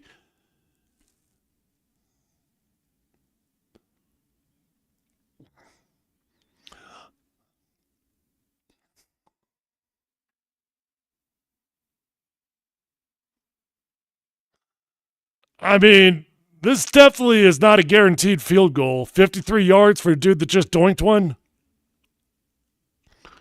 We need 2 stops.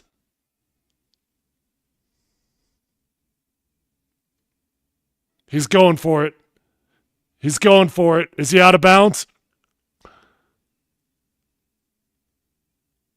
He caught that thing. That's all balls. Oh, hold on. Hold on. I don't know if he got that right foot down, dude. Oh, 1, 2. Yeah, he got it. Yeah, he got it. The right foot was on the ground the second he caught the ball. 1, 2. That's a reception.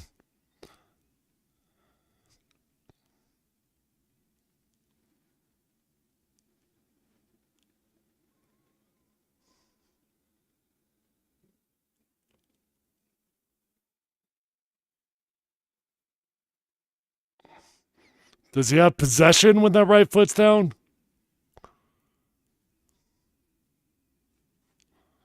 Yes, he did.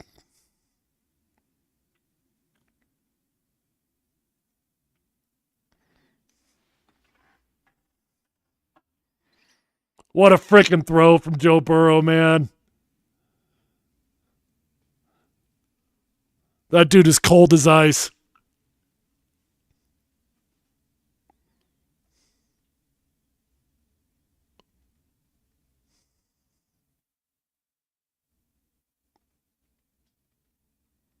And they throw for it. They throw for it. I mean, what the hell did you think was going to happen, boys? What the hell did you think was going to happen? You give Joe Burrow 3 possessions in overtime? Yeah, Jonathan, Riley Moss has been tremendous all season long, but he was either not healthy or rusty as hell in this game. I ain't going to blame a football game on Riley Moss, though. That dude's been an absolute stud for the entire season. You want to blame somebody, you blame Sean Payton for not going for 2. You always go for 2 on the road, especially when you're the inferior opponent. And I don't care what the record said. We were the inferior opponent.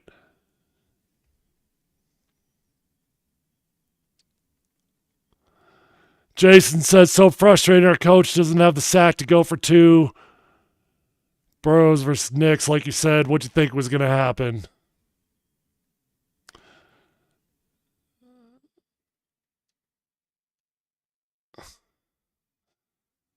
So, I mean, if you want to sit there and be optimistic about the playoff future, there's a very little chance the Chiefs are going to play their starters. So, congratulations. You can limp into the playoffs by beating the Chiefs JV squad. If that's what you want, if that makes you feel good about getting into the playoffs, I guess that's how they could do it. This game is just so frustrating because we were not the best team. The Bengals should have kicked our ass in this game. But it's frustrating because the opportunities we had. And it's frustrating seeing Sean Payton all happy right there, chumming it up with the Bengals. Why the hell is Sean Payton happy? You guys see that? Sean's laughing it up, chumming it up with the Bengals.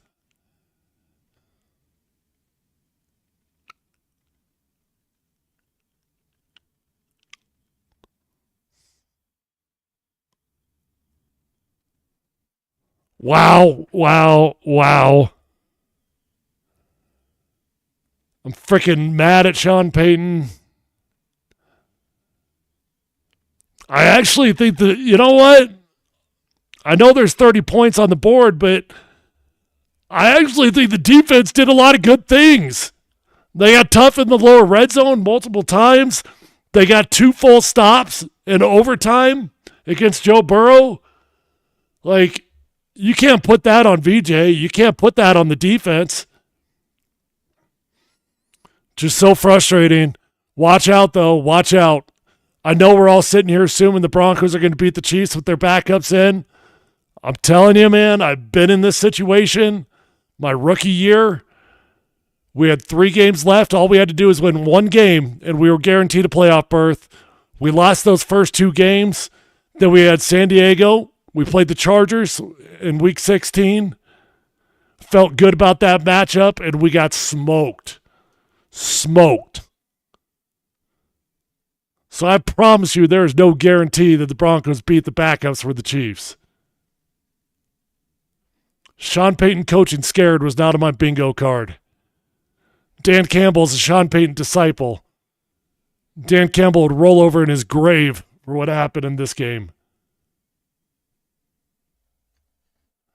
Hey, I appreciate all you guys that hung out with me despite the result. That was a lot of fun hanging out with you guys today. That was an emotional roller coaster. Again, a real quick shameless plug before I sign off. Mount Polumbus Speaks is the podcast.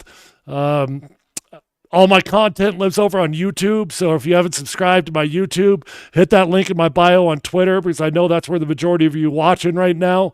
And make sure you subscribed over there because I put out a lot of content on YouTube that does not come onto Twitter at all. So if you don't want to miss anything with the podcast, please subscribe. Really appreciate you guys hanging out with me. I will force myself to live through this pain and break down the all 22 within a couple days. So make sure you stay tuned in for that. And until then, actually, you know what? I'm going to take a little bit of break here because I'm mentally exhausted, but I am going to get back online here at some point to stream the Buffs game. So if you guys want to hang out a little bit further, turn those alerts on, and I'll be back online in a little bit to stream the Buffs game.